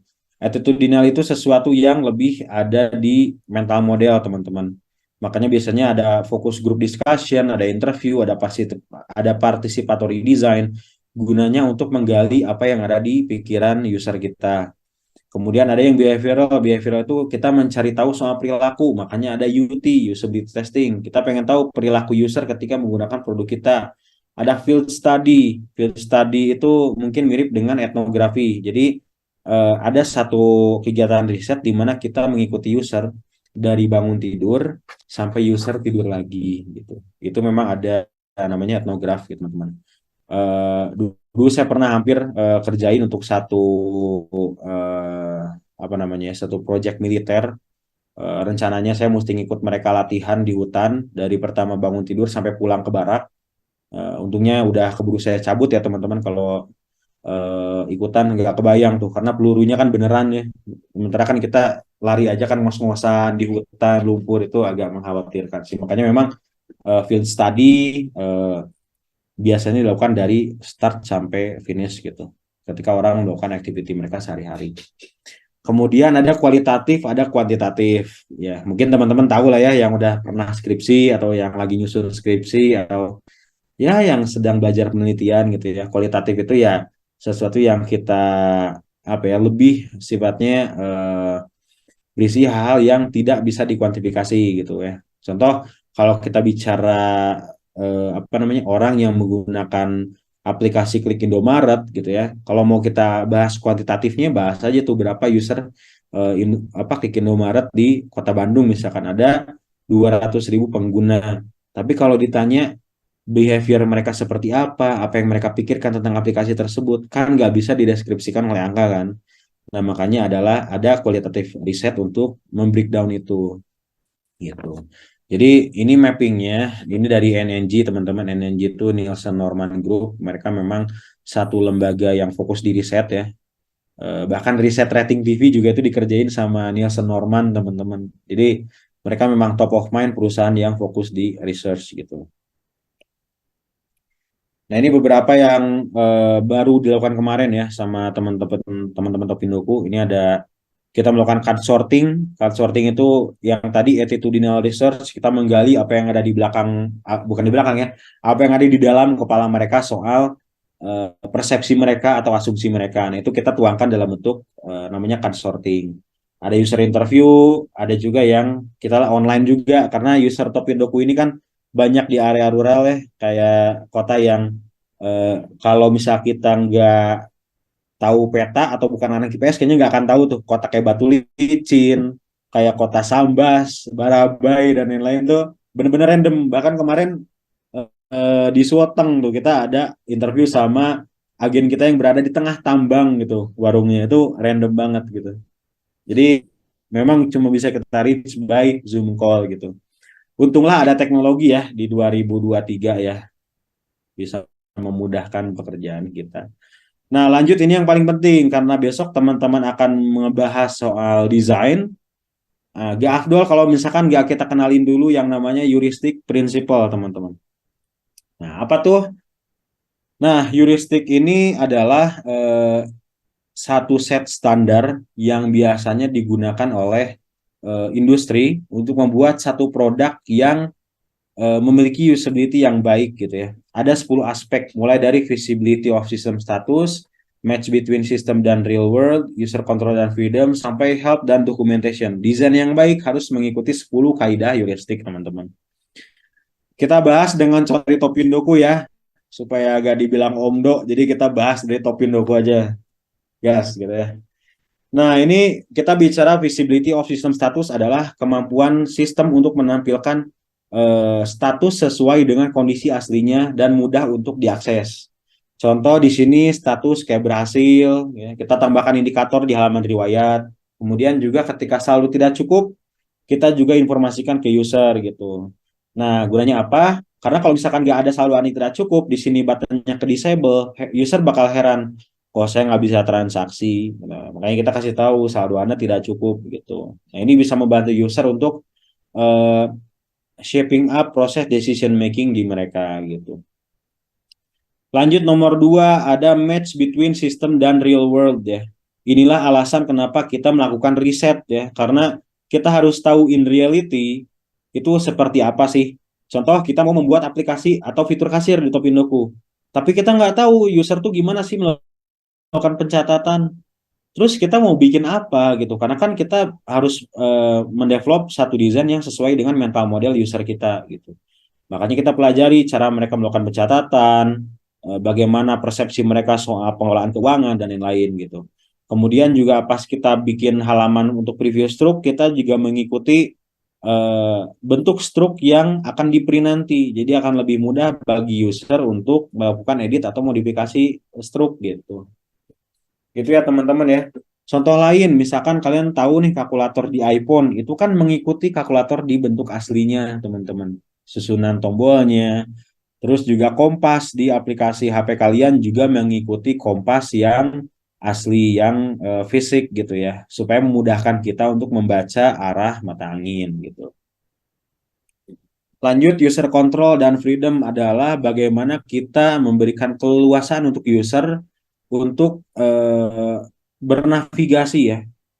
Contoh di sini ketika user capek mengisi data, kita kasih keleluasan untuk melewati proses. Yakin mau melewati proses, kalau misalkan mau dilewati, tenang aja datanya masih disimpan gitu. Kemudian kalau misalkan kita lihat menunya kok yang ditampilin cuma segini, kita kasih keleluasan buat user untuk mengatur menu apa aja yang akan tampil di halaman homepage. Kemudian kita juga memperlihatkan kepada user kalau misalkan ini peluang cukup, pilih lainnya, bisa lihat semua produk yang ada di Topindoku. Itu contohnya teman-teman. Lanjut ada konsistensi dan standar ya. Ini tentang bagaimana kita ngedevelop satu desain yang konsisten. Entah dari komponennya, entah dari elemennya. Gunanya apa? Untuk mempercepat proses desain dan development. Teman-teman tahu Lego kan? Kenapa Lego bentuknya kayak gitu-gitu aja? Kenapa puzzle bentuknya kayak gitu-gitu aja? Supaya cepat teman-teman, simple. Jadi kalau misalkan Lego ada banyak motifnya, ini pabriknya nanti bakal take time banget untuk ngedevelop satu set Lego gitu misalkan. Atau nanti ketika apa namanya ngedevelop beberapa yang berbeda, biasanya cost juga akan naik gitu. Makanya kalau teman-teman lihat desainnya di Topindoku, ini kita menggunakan satu komponen yang sama di desain inventory kita. Entah dari card ini, entah dari menunya, entah dari badge-nya, entah dari apa namanya card information-nya, banner-nya, kita menggunakan komponen yang sama gitu. Ini juga mempercepat proses development. Karena kenapa? Developer itu kan udah ngedefine satu set komponen kan. Kalau kita bikin button bervariasi, kasihan developer. Loh, buttonnya beda lagi ya, bikin lagi. Besoknya nge-deliver design lagi, loh, buttonnya beda lagi, bikin lagi. Kebayang nggak kita nggak breakdown button ternyata beda-beda tuh musingin. Karena nanti developer bingung soal specification dari desain tersebut gitu teman-teman. Lanjut ada error prevention. Ini adalah bagaimana desain bisa mencegah eh, terjadinya error. Jadi ketika akan terjadi sesuatu yang tidak diinginkan oleh user, kita bisa ngasih antisipasi. Contoh, ketika user pilih reset data, kita kasih dulu dialog. Yakin ingin reset data pengiriman, karena kalau kita reset datanya bakal dari nol lagi. Capek lagi inputnya nih. Kalau mau silahkan, kalau enggak ya nggak apa-apa. Kemudian ada data pengirim, minimal 10 karakter. Kita kasih tahu sebelum disubmit supaya user nggak capek bolak-balik gitu. Kalau mau beresin input alamatnya, kalau udah baru disubmit gitu. Kemudian ketika data dikosongkan, ini juga kita kasih dialog. Ini data ada yang kosong nih, ini yakin nih mau diterusin gitu kan. Kita juga kasih konfirmasi. Ini semua kita lakukan supaya user tidak eh, apa ya, supaya bisa mengantisipasi hal yang tidak diinginkan, hal yang tidak diinginkan oleh usernya gitu teman-teman. Lanjut yang keenam, recognition rather than recall. Artinya apa? Hal yang kita kenali lebih cepat itu lebih baik daripada kita harus menghafal teman-teman. Kalau kita menghafal satu-satu promo, pulsa dan lain-lain ini agak sulit. Makanya kita kasih visual. Promo ikonnya ini, pulsa ikonnya ini, HP ikonnya ini. Gunanya apa? Untuk mempercepat proses scanning gitu. User itu mencari produk dengan scanning. Scanning yang paling mudah adalah scanning lewat visual. Karena kalau baca kita harus eja dulu teman-teman, take time. Dan teman-teman harus tahu juga kenapa kita batasi di depan hanya beberapa menu. Karena ada yang namanya cognitive load gitu. Biasanya manusia itu hanya bisa menghafal dalam jangka pendek ya, itu hanya 5 sampai 7 item di kepala mereka untuk dihafal. Biasanya kalau lebih dari situ akan lupa, teman-teman. Makanya kita batasin yang ditampilkan di sini hanya yang sering mereka gunakan gitu, supaya lebih mudah mereka temukan. Kemudian di sini juga sama ya, ada navigasi yang isinya ada icon-icon juga ya. Kasir kita kasih bentuknya kalkulator ya, karena namanya menghitung penjualan pasti ada kalkulator biasanya kan. Gitu. Riwayat juga biasanya ada struknya tuh, kita bikin juga dalam bentuk struk gitu ya. Ini untuk mempermudah juga dalam mengenali desain teman-teman. Kemudian ikonnya tadi udah, lanjut ke form. Di form ini misalkan atur keberangkatan, pilih asal bandara, berarti tempat pesawatnya pergi ya kan, pesawatnya pergi nih. Pilih tujuan bandara, berarti pas pesawatnya mendarat gitu. Sesimpel itu aja, tapi bisa membantu user untuk mengantisipasi jangan sampai kamu salah input gitu. Terus ada tanggal pergi pakai icon kalender, penumpang pakai icon user, kemudian kelas penerbangan ekonomi itu pakai seat gitu ya. Nah, ini juga mempermudah user untuk mengenali desain yang kita buat gitu teman-teman. Kemudian ada juga namanya flexibility dan efficiency of use, adalah bagaimana desain bisa membantu user untuk secara fleksibel menemukan apa yang akan dia cari. Makanya di desain itu biasanya ada filter, ada sort, ada juga yang namanya change data. Ketika masuk ke halaman search result, kita kasih opsi untuk user mengubah data ya, supaya nggak balik lagi. Makanya kita kasih nih ubah supaya langsung cepat, ubah aja di sini gitu. Kita kasih juga urutkan dari termurah sampai termahal, karena user ini kan ada yang memang pengen nyari tiket paling murah. Ada juga teman-teman yang nyari tiket paling mahal. Ini ada juga. Jadi jangan salah. Sultan itu nggak nyari tiket paling murah, tapi nyari tiket paling cepat ya. Yang paling cepat itu biasanya mahal, teman-teman. Gitu. Kemudian ada nyari based on kelas gitu. Ada ekonomi, ada eksekutif gitu ya. Kemudian nyari dari riwayat produk juga kita sort atau sorry kita filter juga nih produk apa aja nih yang mau ditemuin gitu. Ini kita lakukan untuk mempermudah user achieve goals mereka gitu. Lanjut ya. Nah, nomor 8 ini hal yang sebenarnya relatif, karena kenapa? Namanya desain dan estetik ini tergantung selera teman-teman. Tapi kita upayakan ya membangun desain yang memang seleranya cukup oke gitu. Bahkan di fitur-fitur seperti kasir ini teman-teman di Topindoku mendeliver dengan seminimalis dan seestetik mungkin teman-teman. Gitu. Jadi nggak banyak detail-detail yang memberikan distraksi, tapi lebih on point ya. Misal penukaran hadiah langsung aja ke hadiah, informasi kita kasih juga, kemudian card-card yang isinya data-data penjualan kita juga kasih dari awal secara ringkas gitu. Gunanya kenapa? Karena kalau misalkan teman-teman lihat gitu ya Google Sheet atau Microsoft Excel itu kan sangat kompleks ya teman-teman. Untuk melakukan kalkulasi atau formula gitu ya, itu pasti take time karena teman-teman harus melakukan semuanya manual. Nah, di sini kita pengen membuat proses decision making lebih cepat di level agen kita. Makanya kita buat data-data penting ditaruh di paling depan gitu. Supaya kita bisa buat desainnya seminimalis mungkin, teman-teman. Lanjut nomor 9. Kita harus membantu user untuk mengenali atau menyadari bahwa ada error. Dan ketika terjadi error, kita harus ngasih helping hands lah istilahnya. Ketika terjadi gangguan, oke, tapi tenang, akan kita bantu. Kita kasih jalan keluar, teman-teman. Contoh, ini di Topindoku tidak ada koneksi, gagal menampilkan konten. Coba lagi periksa sambungan internet. Nah, daripada capek-capek nge-refresh, pencet aja tombol coba lagi. Nanti sistem akan melakukan hit ulang ke server misalkan. Terus yang kedua, pengajuan kris ditolak nih. Nah, kita kasih tahu alasannya apa dan kita kasih CTA untuk langsung perbaiki data kris supaya mempercepat proses resubmission teman-teman gitu. Kemudian ada juga ketika atur printer, ternyata printernya nggak bisa connect. Bahkan di level yang sekecil seperti toast, kita pun berikan instruksi, gagal connect ke printer, coba restart printernya gitu. Jadi ketika error terjadi, nggak masalah untuk error, karena namanya sistem pasti akan terjadi error. Tapi desain harus bisa merespon dengan memberikan helping hands atau memberikan jalan keluar untuk user gitu, supaya nggak stuck di halaman atau di step tersebut. Kebayang kalau misalkan desain tidak memberikan respon atau solusi. Orang mau beli pulsa, mesti nunggu aja berhari-hari, gak ada solusi. Akhirnya gak jadi beli. Coba kalau misalkan terjadi error, kita kasih solusi, mereka akhirnya bisa transaksi lagi. Cycle ekonomi akan terus berjalan gitu. Jadi ujung-ujungnya akan impact ke bisnis dan service juga teman-teman gitu. Lanjut yang terakhir ada help dan documentation.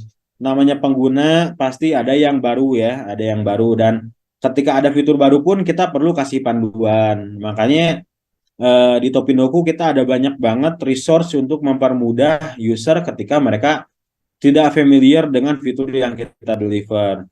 Entah itu melalui call center kita di WhatsApp, Telegram, email, call center by telepon.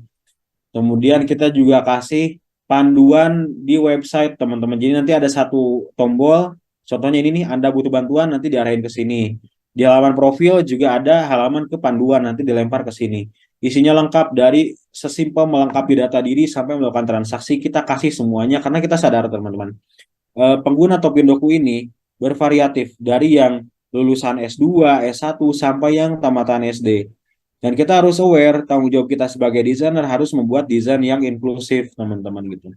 Jadi kita harus selalu berasumsi semua user kita itu basic banget, sebasic mungkin gitu, supaya mempermudah ketika ada trouble gitu. Nah, itu aja materinya. Udah jam 20.17.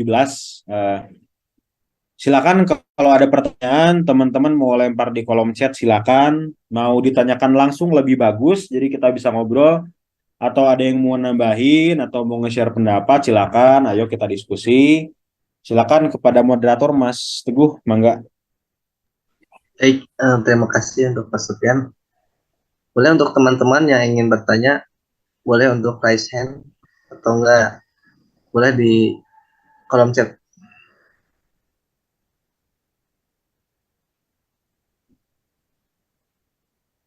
Silakan kalau ada yang nanya ya, nyantai aja. Boleh ya Mau teman-teman. ya, ya silakan mau nanya apapun bebas, mau di luar slide juga aman ya. Mau nanya gaji jadi desainer yang di Roro tadi juga silakan, teman-teman. Boleh, ini ada yang raise hand. Oke, Mas. Arsa ya, Ya, silakan, silakan. boleh. Ya, terima kasih atas waktunya. Eh, Perkenalkan, nama aku Harsa. Ya, Sebelumnya, makasih Pak, materinya sangat tersampaikan dengan jelas gitu. oke, sama-sama. Langsung ke pertanyaannya aja ya. Boleh ya, Jadi silakan, silakan. sebenarnya kan tadi teh apa yang Bapak sampaikan teh kan dari aplikasinya juga gitu kan. Hmm, Itu kayak apa ya? Hampir warnanya tuh sama-sama kayak biru terus sama kuning tadi aku lihat sama putih juga. hmm. Nah, kalau sebenarnya kalau gitu tuh kalau colorful nggak apa-apa nggak sih? Atau sebaiknya warnanya ditentuin untuk semua aplikasi? Oke, Sama oke. terakhir nih, agak tertarik juga. Tadi kan Bapak menggembor-gembor juga kan tentang produk Top Indoku.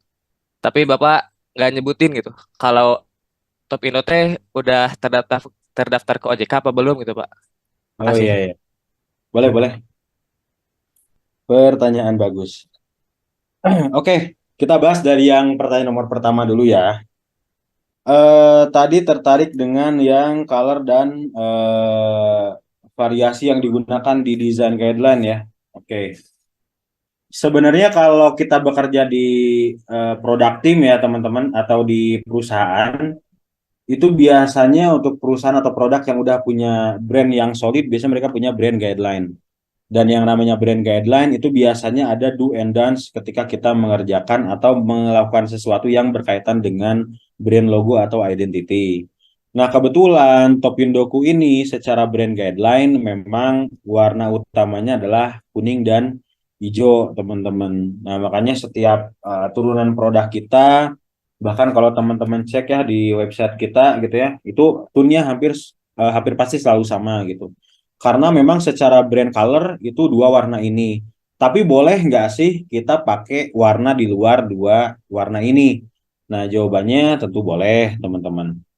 Nah, misalkan kalau kita lihat contoh ya, ini di halaman kasir ya. Mana tadi? Nah, ini. Kalau kita cuma fokus di brand color, ini kan bakal monoton banget ya, karena masa warnanya cuman hijau sama apa kuning oranye doang gitu kan. Nah, makanya ada yang namanya accent color, ada yang namanya secondary color, itu gunanya untuk melengkapi warna-warna yang dimiliki oleh brand identity tersebut gitu. Jadi baik lagi kalau misalkan kita kerja dengan brand atau bekerja untuk brand atau produk, pasti ada guideline yang harus diikuti terkait dengan warna. Tapi kalau misalkan kita bikin untuk desain, eksplorasi, untuk apa namanya challenge interview, untuk sebelum apply itu sah-sah aja gitu teman-teman. Cuman baik lagi kalau teman-teman amati warna-warna yang di pick gitu ya, meskipun warnanya beda ya, biru, merah, hijau dan kuning ini punya tone yang satu ambience ya atau satu nuansa gitu ya. Gak asal warna biru, gak asal warna merah, gak asal warna hijau dan gak asal warna kuning gitu. Kita ngasih kombinasi yang memang punya ambience dan nuansa yang sama kayak gitu. Jadi jawabannya boleh-boleh aja, cuman ikutin posisi kita ada di mana nih, kita kerja di brand atau eksplorasi atau seperti apa. Dan color yang kita gunakan pasangannya Abdolnya dipasangkan dengan color yang tone-nya seperti apa gitu. Teman-teman bisa coba cari aja ya di namanya flat UI color. Teman-teman cari aja di situ. Itu banyak palet warna-warna flat itu banyak banget variasinya meskipun cuma kuning ya, tapi kuningnya ada banyak banget tuh kuning mencrang, kuning yang lebih kalem, kuning yang ngedoff, kuning yang lebih ngegloss gitu. Itu banyak banget. Terus pertanyaan yang kedua yang tadi terkait dengan OJK. Nah, kebetulan Topindoku ini bukan dalam posisi kita pemegang dana, teman-teman. Jadi kita bermitra dengan beberapa partner-partner kita yang di bank gitu ya. Jadi yang punya lisensi ini bukan kita, teman-teman. Jadi contoh untuk produk-produk transfer bank itu kita lisensinya dari Bank Nobu, misalkan dari beberapa partner kita. Kemudian juga untuk saldo itu juga kita nggak pegang dana, kita ada third party juga yang memang punya license untuk menjadi penampung dana gitu. Makanya memang agak kompleks ya sekarang, makanya kita nggak ngedevelop sendiri walletnya, kemudian juga saldonya, karena prosesnya panjang banget teman-teman untuk dapat lisensi OJK. Tapi di Januari apa ya kita projected udah punya lisensi OJK untuk keuangan gitu. Doain aja ya teman-teman supaya lancar. Jadi kita udah bisa melepaskan nih dependensi dengan partner-partner kita yang third party gitu. Itu aja sih. Thank you ya pertanyaannya tadi hard saya. Pertanyaan bagus. Silakan mungkin kalau ada pertanyaan lain. Ini ada di kolom komentar dari Muhammad Noval, boleh open mic.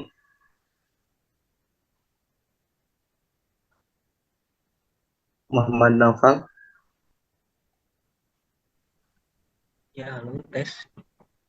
Boleh Ya, silakan silakan. untuk memperkenalkan diri dan instansinya ya. Ya, saya Muhammad Naufal. Saya ingin bertanya, jika sebuah desain thinking pada empathize membuat berdasarkan pemahaman tim itu sendiri tanpa observasi user, bagaimana kita tahu kekurangan dari desain yang kita buat Terus juga kepada siapa kita harus mengujinya. Ya, terima kasih. Oke, oke, oke. Pertanyaan bagus ya, Muhammad Noval. Ini tim saya juga ada yang namanya Noval nih. Saya kira tadi dari tim saya juga nih nanya. Oke, bicara soal design thinking, teman-teman harus paham bahwa cara kita memahami design thinking itu bukan seperti satu rukun ya. Kalau kita rukun itu kan kayak wudhu kan ada urutannya ya. Nggak boleh tiba-tiba langsung kaki, langsung kepala, langsung telinga kan. Pertama mulai dari menyentuh air dulu, bersihin tangan dulu, baru ke step-step yang lain. Nah, kalau misal pemahaman kita seperti itu, cara kita mengerjakan eksplorasi desain itu akan terkungkung teman-teman. Karena baik lagi, banyak banget yang memperkenalkan design thinking seproper mungkin. In reality, gak seproper itu teman-teman. Ya, teman-teman bisa tanyalah di Topindoku atau di teman-teman di startup yang lain ya, di Bukalapak lah, Tokopedia dan lain-lain. Akan ada satu fase di mana desain memang ya udah get shit done gitu. Kerjakan, tapi ya udah validate-nya nanti aja ketika rilis. Cost-nya otomatis akan mahal. Makanya kalaupun kita ingin melakukan proses, ada resiko yang akan kita ambil. Kalau misalkan yang kita kerjakan itu melengkapi semua proses di design thinking, tentu cost dan resikonya akan rendah. Karena kan kita validasi dari awal, kita interview dengan usernya. Tapi kalau misalkan kita skip nih empathize, kita nggak interview dengan user, tapi kita pakai pemahaman tim kita, silakan aja, cuman teman-teman bisa nggak ambil resikonya gitu. Karena dengan teman-teman melakukan hal seperti itu, berarti teman-teman membangun satu produk atau satu desain yang teman-teman belum tahu ini kira-kira akan works atau enggak gitu. Percayalah teman-teman, di Topindoku, kenapa kita melakukan tes ke user? Karena kita pernah pernah nih pengalaman pribadi ya. Dulu saya ini mengaku aja, saya pernah iseng nih. Eh, Ini filter kok aneh banget ya? Kok riwayat hanya menampilkan transaksi hari ini? Lihat dong Tokopedia, lihat dong Bukalapak, Shopee. Mereka menampilkan transaksi full nih, semua riwayat transaksi yang pernah mereka lakuin. Kita pakai mental modelnya user gitu, user end user ya, user customer gitu. Tapi kita nggak paham gitu bahwa user Topindoku itu bukan end user, tapi mitra dan agen. Nah, makanya ketika kita ganti jadi satu view yang isinya semua transaksi, agen semua teriak. Kenapa nih tampilan riwayat jadi rame banget? Kita cuma butuh transaksi hari ini. Kita gak dialog sama usernya. Jadi wajar aja itu akan terjadi. Kita udah memprediksi. Cuman yang pasti ketika kita nggak berdialog dengan user, kita nggak cari tahu preferensi mereka, problem mereka, tentu saja yang akan kita develop itu akan membangun cost yang lebih banyak daripada kita validasi desain. Itu aja sih simpelnya.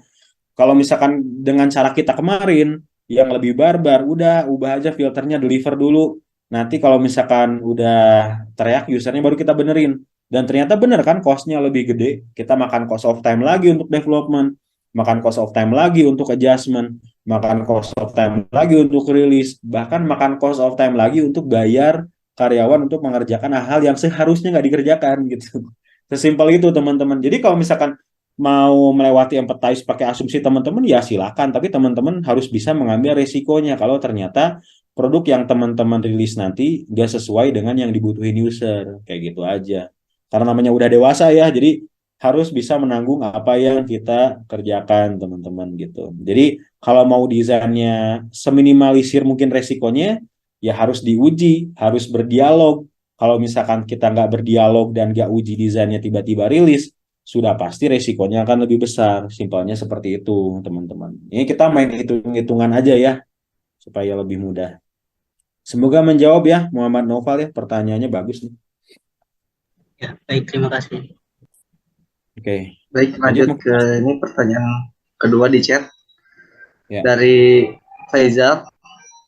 Faizal, ada bisa open mic? Ya, silakan kalau mau.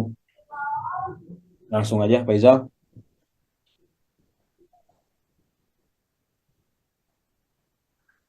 Faizal ada?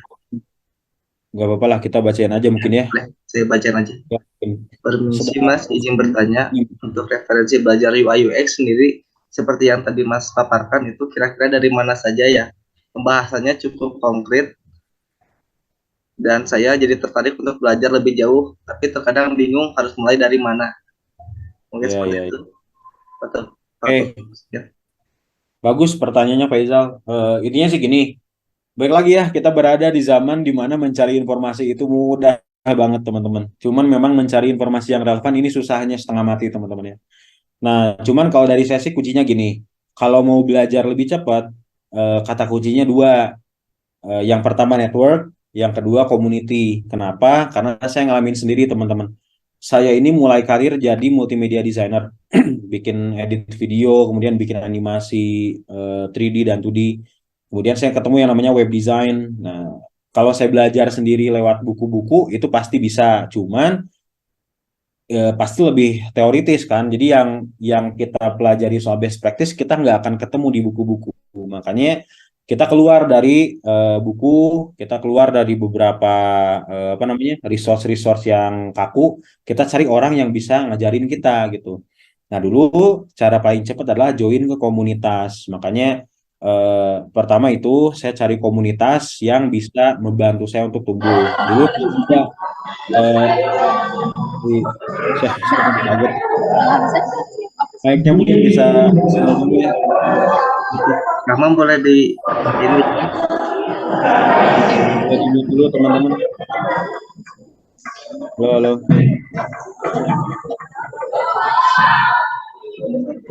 Nah, ini ada, ada ketemu ya. Oke, oke, mungkin kepencet ya. Oke, dia balik lagi tadi pertama community, teman-teman cari komunitas. Kenapa? Karena kalau kalian punya peers atau teman belajar bareng itu akan mempercepat proses pembelajaran teman-teman. Dulu saya di kantor, saya ajak satu orang yang memang punya passion belajar yang sama, kita belajar bareng, saling pamer-pamer desain, jadi saling panas-panasan. Nih, gue bisa nih kayak gini, bisa nggak? Oh, gue juga bisa bikin-bikin. Besoknya ngulik lagi biar dia panas lagi nih, dia bikin lagi biar kita panas juga. Jadi hal-hal simpel kayak gitu seru-seruan tapi bisa bikin kita jadi lebih growth teman-teman gitu. Terus yang kedua dari community itu biasanya kita dapat network gitu ya. Saya juga kenapa pengen sharing banyak karena saya juga dapat ilmu dari komunitas dan dari banyak orang yang memang secara sukarela untuk sharing. Makanya banyak mentor di luar sana yang bisa teman-teman approach untuk eh, coba apa ya namanya diskusi lah soal apa yang teman-teman harus lakukan. Ada ADP List namanya adplist.com itu mentoring gratis ke orang-orang yang udah expert berbagai stage dari early karir sampai yang profesional, manajerial, leadership ada semua. Kemudian nanti kalau misalkan ada teman-teman kalian nih yang deket nih yang udah kerja jadi UX designer itu juga bisa jadiin mentor buat kalian gitu. Jadi mentor mah nggak usah jauh-jauh, nggak usah eh, apa ya, nggak usah tinggi-tinggi ya, yang dekat-dekat aja dulu yang udah nyemplung duluan ya kita coba minta ajarin, kita coba eh, apa namanya ya minta petunjuk lah gitu. Yang terakhir mungkin yang lebih gampang follow sosial media orang yang memang banyak berbicara soal desain. Kalau saya dulu belajar memang dari sosmed ya, dulu zamannya blogging, saya belajar desain grafis dari salah satu website blog di WordPress ya, saya lupa namanya, saking lamanya. Cuma kalau di Instagram mungkin teman-teman bisa follow kayak Halo Designer gitu ya. Menurut saya dia cukup apa ya namanya, cukup clear dan concise ketika nge-share materi dan juga materi yang dia bikin itu juga bisa nge-guide teman-teman di berbagai level gitu. Terus banyak trivia-trivia yang dia juga share ya teman-teman. Nah, itu juga bisa jadi hal menarik buat simpel-simpel ngasah pola pikir kita lah gitu. Banyak sih nanti ya kalau misalkan keluar dari beres dari acara ini, keluar lagi beres dari acara ini nanti mungkin bisa kenalan sama banyak orang. Nanti mungkin di sini ada tim Topindoku yang bisa jadi teman-teman jadikan mentor juga boleh. Di sini saya ada bawa 5 orang ya tim saya. Teman-teman bisa tanya-tanya juga sama mereka gitu. Karena saya juga seiring waktu setiap hari juga saya belajar sama teman-teman juga gitu. Karena kan namanya belajar mah kan dari mana aja resource-nya kan kayak gitu teman-teman. Itu sih. Semoga menjawab ya tadi saya lupa namanya. Jale ya, Jale ya. Oke. Lanjut nih ada Syamil, boleh untuk Syamil. Punten, suaranya kedengar jelas. Ya, Dengan jelas jelas. perkenalan dulu ya. Saya Samil Ahmad dari MA Muhammadiyah Kendal. Wih, Kendal. Jawa Tengah ya ini ya? Iya Pak. Wih, mantap. Jauh banget ini. Ya, saya nanya, mungkin nggak tahu tadi ada rada terlambat. Dalam Ya. sebuah desain, apakah antara satu item dengan item lainnya seperti shape maupun rectangle ada ketentuan jaraknya? Dan apakah font yang digunakan untuk poin-poin tertentu ditentukan beberapa PX-nya kah? Mungkin untuk judul 50 PX dan keterangan lainnya 24 PX atau feel kita aja. Mungkin itu aja pertanyaan dari saya. Terima kasih. Oke, oke. Pertanyaan bagus ya, Samil ya. Ini jawabannya lebih detail besok akan di-share sama teman-teman saya ya. Nah, ini detail banget besok. Makanya besok kalau teman-teman skip ini rugi banget sih. Karena yang dibahas oleh tim Topindoku besok itu detail banget dari design principle. Bukan bukan kayak tadi doang ya, tapi langsung ke praktis-praktisnya. Terus juga yang atomik kayak tadi dibilang Syamil, font size, color, radius, padding, margin itu semua akan dibahas besok. Jadi kalau mau jawaban detailnya besok teman-teman join aja, jangan sampai kelewat. Cuman kalau mau jawaban cepatnya tergantung. Tergantung dua hal ya. Kalau misalkan eksplorasi tentu saja nggak ada batasan ya kalau eksplorasi. Cuman kalau misalkan teman-teman udah kerja di satu produk atau di satu perusahaan startup atau konsultan atau apapun, biasanya kita maintain yang namanya UI kit atau design system. Nah, biasanya kita harus mengikuti aturan yang sudah ditetapkan. Karena kalau enggak nanti akan dimarahin nih. Saya sering dimarahin ya sama para Rapli nih. Ini apa nih font size ukuran segini katanya.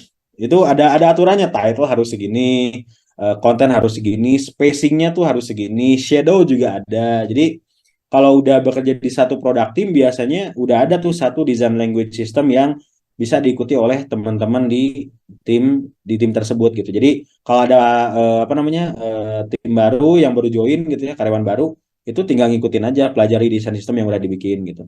Tapi kalau mau belajar cepat, ini sedikit trik juga.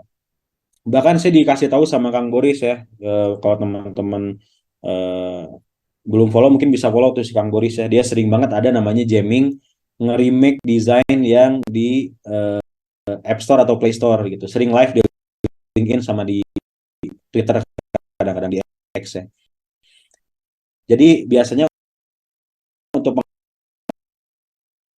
replicate atau replikasi desain yang kita suka semirip mungkin dari spacingnya, dari color mungkin dari situ teman-teman akan tahu kok, oh standarnya ternyata segini ya, oh standar spacing tuh ternyata segini, oh radius tuh bagus kalau cuma segini, tapi kalau ketemu box yang lain radiusnya juga harus sama gitu misalkan.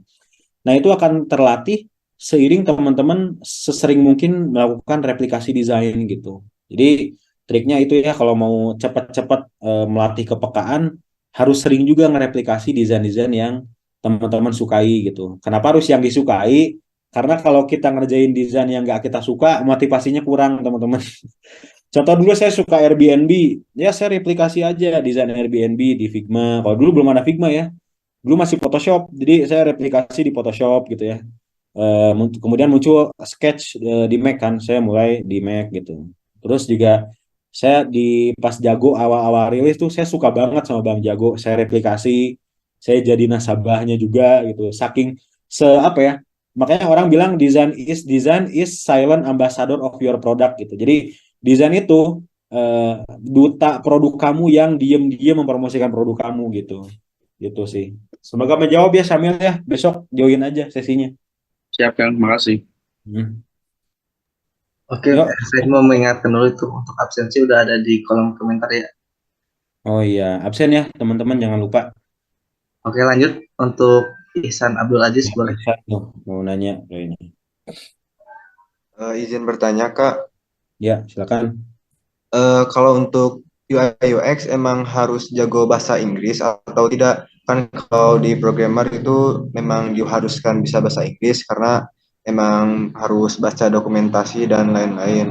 Nah, kalau UI UX apakah diwajibkan atau hanya sebatas bisa sedikit atau gimana? Ya ya ya. Kalau dari hukumnya sih sunnah ya. Jadi kalau bisa ya bagus, kalau enggak ya nggak apa-apa gitu. Cuman ya baik lagi bukan sebuah keharusan untuk jago bahasa Inggris. Tapi kalau kita jadi jago bahasa Inggris itu membawa banyak advantage buat kita atau membawa banyak keuntungan gitu. Contohnya kita kalau misalnya cuma bisa bahasa Indonesia, resource yang bisa kita konsumsi, tutorial-tutorial itu berarti yang hanya bahasa Indonesia. Sementara kalau misalkan kita bisa bahasa Inggris, sumber pembelajaran kita jadi lebih luas teman-teman gitu. Point of view-nya dibikin kayak gitu aja gitu. Jadi jangan dibuat jadi beban dan keharusan teman-teman ya. Yang penting kita pelan-pelan belajar aja. Ya kosakata sedikit-sedikit dari beberapa tutorial itu kayaknya bisa membantu gitu ya. Cuman ya pasti sih memang karena dari saya pribadi ketika kita mengerti bahasa Inggris bukan jago ya, mengerti aja udah cukup. Ketika mengerti bahasa Inggris itu bisa membuka banyak opportunity gitu. Contohnya eh, buku gitu ya. Buku itu di Gramedia kalau kita beli terjemahan yang edisi awal itu terjemahannya ngaco banget ke Google Translate teman-teman percaya deh. Tapi biasanya setelah revisi ketiga, keempat baru tuh bahasanya udah enak gitu. Tapi kalau misalkan kita ngerti bahasa Inggris, kita baca sumber buku yang masih pakai bahasa Inggris itu biasanya lebih enak buat kita mengerti daripada terjemahan gitu. Itu sih plus ya baik lagi opportunity sih menurut saya. Karena baik lagi kita bisa jago desain gitu ya. Desain kita jago banget, visualnya oke, kita posting di Dribble, terus ada klien ngontek nih, desain kamu bagus, terus kamu mau jawab apa?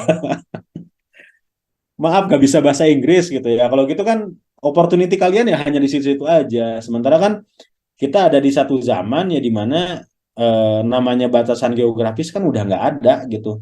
Kita di Bandung, tadi juga ada yang di Kendal, tapi masuk nih klien dari Spanyol, dari Belgia mau apa bikin desain ke kalian, ya bisa-bisa aja kan gitu. Nggak mesti saya harus di Belgia juga atau di Spanyol juga kan gitu. Jadi ya diharuskan tidak, tapi teman-teman harus keep in mind di era sekarang mengerti bahasa Inggris akan membawa banyak opportunity ke teman-teman gitu. Jadi baik lagi karena kan rumus dari kesuksesan atau keberuntungan itu simple. Persiapan ketemu dengan kesempatan. Kesempatan datang kita nggak siap, nggak akan jadi apa-apa. Kita udah siap, gak ada kesempatan, sama nggak bisa jadi apa-apa juga. Makanya ketika kita sudah mempersiapkan diri, kesempatan datang kapan aja, kita pasti udah bisa ngejawab challenge tersebut gitu. Itu sih teman-teman, semoga menjawab ya. Lanjut lagi mungkin kalau ada pertanyaan. Baik, Atau untuk Mas? teman-teman masih ada yang ingin bertanya, boleh untuk raise hand Iya, atau enggak ditulis di kolom komentar. iya, santai aja lah nih. Ada Adnan nih. Boleh Adnan Ya, untuk silakan. memperkenalkan diri. Eh, Assalamualaikum warahmatullahi wabarakatuh. Waalaikumsalam warahmatullahi. Selamat malam Kak Sofia. Izin bertanya, untuk manajeman aset desain sendiri itu pada sebuah project itu baiknya gimana ya Kak? Jadi kan mungkin ada beberapa aset seperti gambar, referensi warna, dan juga teksnya atau ya teksnya itu yang dipisahkan dari dari page untuk desain aplikasinya. Soalnya biasanya kalau saya itu memisahkan antara page untuk aset dan juga desainnya untuk aplikasinya. Jadi nggak saling dicampur gitu. Tapi kalau untuk Kak Sofian sendiri, baiknya itu gimana ya untuk manajemen aset desainnya itu? Terima kasih Kak. Oke, pertanyaan bagus ya. Nah, ini pertanyaan teknis. Nah, kalau teman-teman besok join, teman-teman akan dapat jawaban konkretnya. Cuman saya jawab secara cepat aja ya. Kalau untuk manajemen aset, aset ini kan banyak tipenya ya, mulai dari image, mulai dari icons, mulai dari style visual, mulai dari typography, colors, itu juga masuk ke design system gitu ya. Nah, pertanyaannya bagaimana sih cara kita manage? Kita mulai dari komponen terkecil dulu, teman-teman. Jadi sebisa mungkin dari awal kita udah define typography sehingga nanti ketika membuat desain itu udah menggunakan set typography yang sama berulang-ulang gitu. Jadi nggak akan ada spesifikasi yang melenceng gitu. Terus kalau bicara soal color juga sama gitu. Dari awal kita udah define color-color yang akan digunakan sehingga nanti nggak akan banyak warna yang terlihat mirip tapi heksnya berbeda. Itu banyak banget di awal-awal pembuatan Topindoku itu sering banget terjadi. Itu bisa tanya tuh ke Pak Rafli itu banyak banget mengalami hal seperti itu. Ini kuning, terlihat sama. Lah kok beda hexnya? Berarti kan dua warna berbeda nih kan. Nah, itu sering terjadi, makanya itu pentingnya kita nge-define di awal colors yang akan digunakan, typography yang akan digunakan supaya nanti kita bisa meminimalisir yang namanya inkonsistensi. Terus kalau dari aset manajemen juga khususnya icon ya. Icon ini kan agak tricky karena icon ini tergantung dari stylenya. Kalau yang dicontoh nih yang di slide kita kan bisa ambil beberapa sampel ya. Ada icon produk yang duo tone atau yang multicolor ini dengan yang single color yang lebih kayak sistem icon. Nah, bedanya apa? Dua-duanya sama-sama icon. Tapi kalau mau kita buat varian atau mau kita buat fleksibilitas komponen, tentu yang single color ini lebih unggul. Kenapa? Karena kita bisa kasih warna tergantung kita pengen gitu. Cuman minusnya kalau kebanyakan pakai sistem icon pasti akan membosankan desainnya. Nah, kalau menggunakan icon yang kanan, yang ini nih, desainnya pasti akan jadi cheerful, jadi lebih punya soul. Cuman kita PR banget bikin iconnya karena pasti manual satu-satu gitu. Jadi kalau untuk manage icons kita mesti tahu dulu icon yang kita buat ini tipikal seperti apa, kita grouping based on icon-icon yang secara fungsi dan estetika sama. Nah, nanti ketika kita define jadi komponen, kita kasih treatment yang sama untuk icon yang fungsinya sama gitu. Kayak gitu sih. Jadi biasanya kita nge-define satu page kosong isinya ya master-master komponen. Karena kan ketika kita ngerjain desain, kita kan pasti ngambil instance ya. Instance tuh duplikat dari master. Itu kita masukin ke file design gitu. Jadi kayak gitu sih sebenarnya nggak begitu banyak PR. Yang penting di awal kita udah konsisten dengan apa yang kita define. Terus pertanyaannya kalau misalkan udah terlanjur bikin desain sampai jauh, kayak gimana dong kalau gitu? Ya nggak apa-apa, nyantai aja. Kalian lakukan audit desain aja gitu. Kalau dulu di awal-awal Topindoku bikin aplikasi juga kita pasti melakukan audit desain ya. Kayak kita kumpulin di button. Button ada berapa varian gitu. Nah, kita define ada varian A, varian B, varian C. Misalkan varian A icon text, varian 2 icon text icon, varian ketiga icon doang, icon doang. Varian selanjutnya ada yang teks doang. Nah, itu kita bikin beberapa varian based on dari proses audit tersebut gitu. Jadi ngedefine guideline di awal bisa, di akhir bisa. Cuman memang kalau dibikin di akhir pasti lebih capek teman-teman. Kalau di define di awal kita ngerjainnya rapi, pasti kesananya juga akan lebih enak buat scaling desainnya gitu karena kita nggak akan banyak bikin elemen atau komponen-komponen yang nggak perlu gitu. Semoga menjawab ya, tapi kalau mau detailnya besok dijelasin sama ini teman-teman. Ada Pak Rafli, ada Pak Bima, ada Pak Reza, Pak Jajang, Pak Noval. Besok nanya aja bebas sama mereka teman-teman ya. Terima kasih Pak Sofyan. Siap. Baik, ini ada lagi di kolom komentar Pak Sofian. Izin bertanya Kak, boleh diurutkan untuk gaji UI UX dari tertinggi sampai terendah dari berdasarkan role-nya gitu. Betul betul ya. Ya berdasarkan role-nya. Kalau dari role kita bagi beberapa tipe ya. Ini saya jawab cepat aja ya. Cuman saya nggak akan menyebutkan angka karena baik lagi tidak ada satu set angka UX designer tuh gajinya harus segini enggak. Cuman sebelum saya ngejelasin lebih jauh ada satu prinsip yang harus teman-teman tahu bahwa teman-teman dibayar mahal karena teman-teman jago melakukan sesuatu yang teman-teman kerjakan. Tuh. Jadi kalau misalkan bisa nggak UX writer gajinya lebih tinggi dari UX designer? Bisa aja kalau teman-teman memang menguasai dengan expert writing dalam UX misalkan. Bisa nggak UX designer gajinya melebihi writer atau researcher? Bisa aja kalau misalkan memang teman-teman terbaik di bidangnya gitu. Jadi baik lagi sebelum ke gaji fokuskan dulu di situ ya teman-teman bahwa kita dibayar mahal karena kita terampil melakukan apa yang kita kerjakan. Prinsipnya itu nomor satu. Nah, terus yang kedua, kalau diurutkan dari yang tertinggi sampai terendah, tentu saja dari yang role tadi saya share jelas yang leadership lebih unggul gitu. Cuman untuk nyampe di level leadership pasti butuh experience dan persistence gitu. Kayak nggak akan mungkin kita baru 1 tahun 2 tahun langsung di level manajerial itu pasti PR. Cuman memang ada resiko yang akan diambil teman-teman bahwa semakin jauh kita ngambil leadership level akan makin berkurang waktu kita dengan Figma, waktu kita dengan desain, pasti teman-teman, dan itu keniscayaan.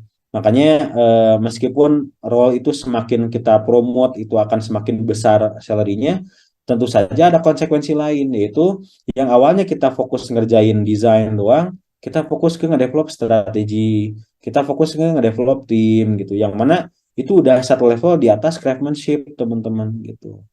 Tapi kalau misalkan kita sampai tua mau ngedesain gimana? Bisa nggak? Bisa aja. Karena secara karir path di perusahaan yang sudah proper, itu ada dua jalur teman-teman. Ada jalur individual kontributor atau spesialis, dan ada jalur manajerial. Jadi ada tuh yang sampai tua ngedesain, ada namanya principal designer. Itu desainer yang udah top banget, yang di level leadership gitu ya. Tugas dia mentoring tim gitu. Ada juga yang di level manajerial yang udah manage people, fokusnya di ngedevelop IA yang benar, desain strategi yang solid, terus ngedevelop apa resource-nya dan lain-lain gitu. Ada juga yang masih fresh graduate tapi gajinya 2 digit, ada teman-teman, karena kita ada di satu era di mana expertise itu lebih diunggulkan daripada background education, daripada apa namanya, branding kita lah gitu misalkan. Jadi kalau misalkan secara meskipun fresh graduate kita secara kualitas desain oke, karena dari kita kuliah kita sering ikut hackathon, kita sering ikut kegiatan-kegiatan seperti ini nih, kita sering ikut magang, kita sering dapat project. Ketika lulus kita udah jadi talent yang udah solid gitu teman-teman, dan itu opportunity-nya akan semakin bagus. Jadi kalau sekarang sih kita udah nggak punya standar ya, gaji yang tinggi itu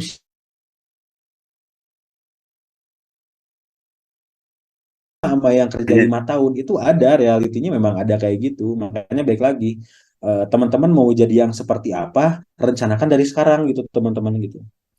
Itu karena saya punya banyak banget kenalan yang dari kuliah itu rajin banget ikut hackathon, entah itu design competition, entah itu yang diadain sama kampus, sama sama brand-brand luar, itu banyak banget. Kayak Genius bikin hackathon, kayak BNI, Mandiri, kemudian yang terakhir saya kerjain kolaborasi sama partner saya di Arab juga sama, kita bikin hackathon juga di Indonesia. Tujuannya satu, nyari talent gitu. Makanya kalau pengen teman-teman beres lulus nih, terexposure dengan beberapa opportunity, ya harus memperkenalkan diri dulu sebagai talent ke beberapa kegiatan-kegiatan yang seperti ini. Karena kan kegiatan seperti ini gunanya untuk mencari talent pool, teman-teman. Mencari talent-talent yang berpotensi untuk menjadi the next employee atau the next designer gitu.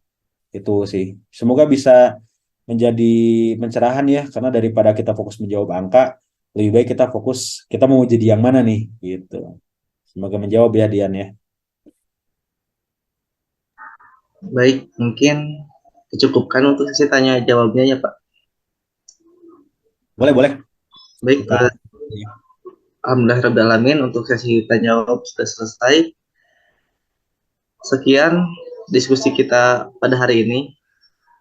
Terima kasih saya ucapkan kepada narasumber dan seluruh peserta atas partisipasinya sehingga acara ini bisa berjalan dengan sukses. Sebelumnya, sebelum kita menutup, izinkan saya untuk merangkum mungkin sedikit dari materi yang kita pelajari hari ini, yaitu tadi ada tentang model of experience yang di dalamnya ada usability, user experience, ada service experience, ada service strategi, dan bisnis strategi. Dan yang kedua juga ada role in UI, yaitu tentang ada reseller, terus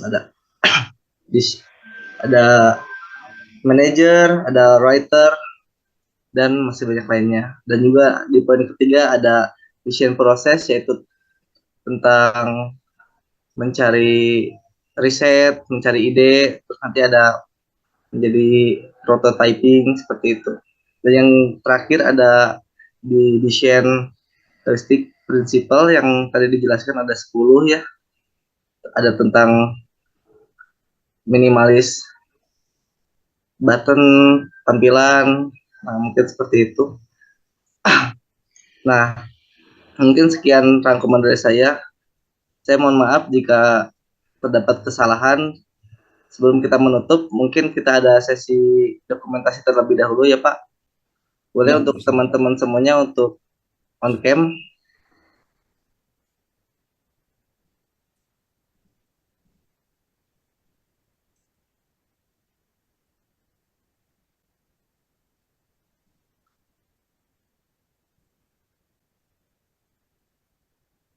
Oke. Untuk slide pertama.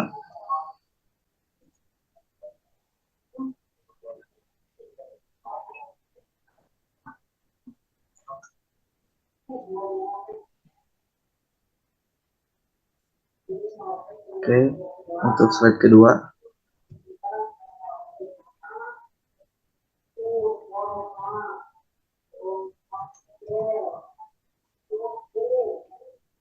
Oke, untuk slide ketiga.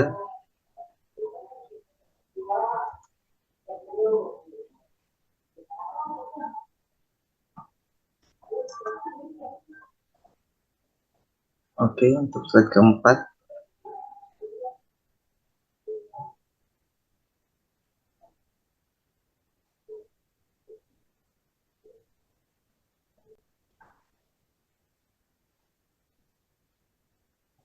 Untuk slide terakhir.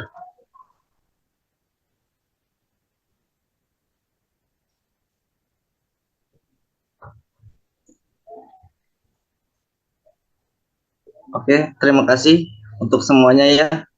Saya moderator Teguh Aidin pamit undur diri. Wabillahi taufiq wal hidayah. Wassalamualaikum warahmatullahi wabarakatuh. Waalaikumsalam. warahmatullahi wabarakatuh. Waalaikumsalam warahmatullahi wabarakatuh. Terima kasih Kang. Semuanya. Andi, PP, Pak. San. Terima kasih semuanya. Terima kasih.